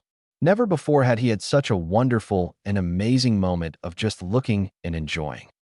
Waking up inside the ocean wasn't something pleasant, it was terrifying. Shortly after being asleep for about 2 hours, the young hero was woken up by the most unconventional of methods. This, of course, was Eraserhead's doing as a way of bringing him to in the fastest way while waiting the least amount of energy. He simply grabbed the kid's feet and dipped him into the ocean. The kid's arms went up frantically in an attempt to save himself, so the Erasure hero simply brought him out of the water before giving him another dip to make sure that he was completely woken up and not just faking it. I'm awake, just put me down already. The green-haired young Midoriya yelled in hopes of being able to get a few more minutes of rest which he might or might not receive given his current situation. The Erasure hero was currently amused by this fish-out-of-water performance and decided to comply, sort of. He was still holding the boy over the water when he did decide to free him, so Izuku ended up taking an early morning bath in the newly renovated beach. Gah, why did you have to wake me up like that? I could have gotten up in a less messy way. The boy yelled to the hero dressed in black as he waded out of the water onto the beach that he had cleaned up a few hours previously. The man in question simply threw him a juice box and opened his own. You were told to be here and ready at 6 in the morning.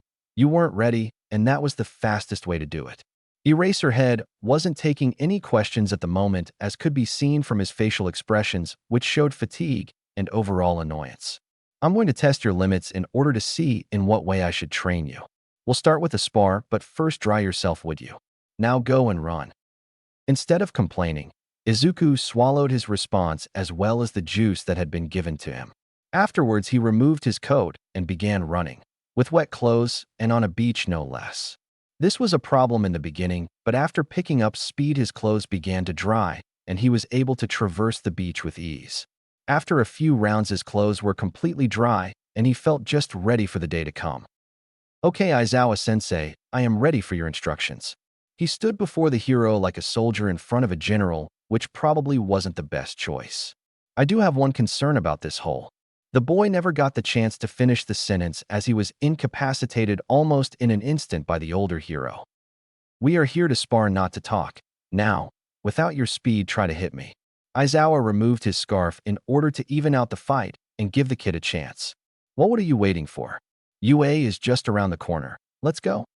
Trying to get the upper hand as early as possible, Izuku tried acting before his teacher in attempts to surprise him. This failed spectacularly as Eraserhead used his momentum to toss him onto the softness of the sand. This time he retained his breath within his lungs, but not much was different about this time. Ow, that hurt a lot, and I'm only like 30 seconds into this training. He also said he wasn't going to pull any punches since he knows I can heal from it. How far is he going to go? Well, looks like I'll have to find out the hard way from the looks of that incoming kick. Midoriya rolled away from the incoming kick that looked more like a feint than anything, but who was he to say? Wait, that was what that kick was, a feint for another incoming kick that caught him below the ribs. Without his speed, he was more like a sitting duck, and that was something that he couldn't allow in the future in case anything happened to him. He got up to all fours and began coughing, trying to get his breath back, while also trying to clear his throat. His quirk gave him the faster healing, and soon did that for him, which was greatly appreciated. He would have begun crying if he wasn't in the presence of possibly the most insensitive of all the heroes. Okay, Midoriya, you did quite badly in that, but we will try again after you cover that same distance you ran earlier without using your speed. By that I mean that you will have to run from one end of the beach to the other till you cover the same distance that you did earlier when you were trying to dry your clothes. Now go. This was going to be possibly the 2 worst weeks of Izuku's life, but after all was said and done, he would be a better hero for it. Now all he needed was a pair of shoes that wouldn't catch fire.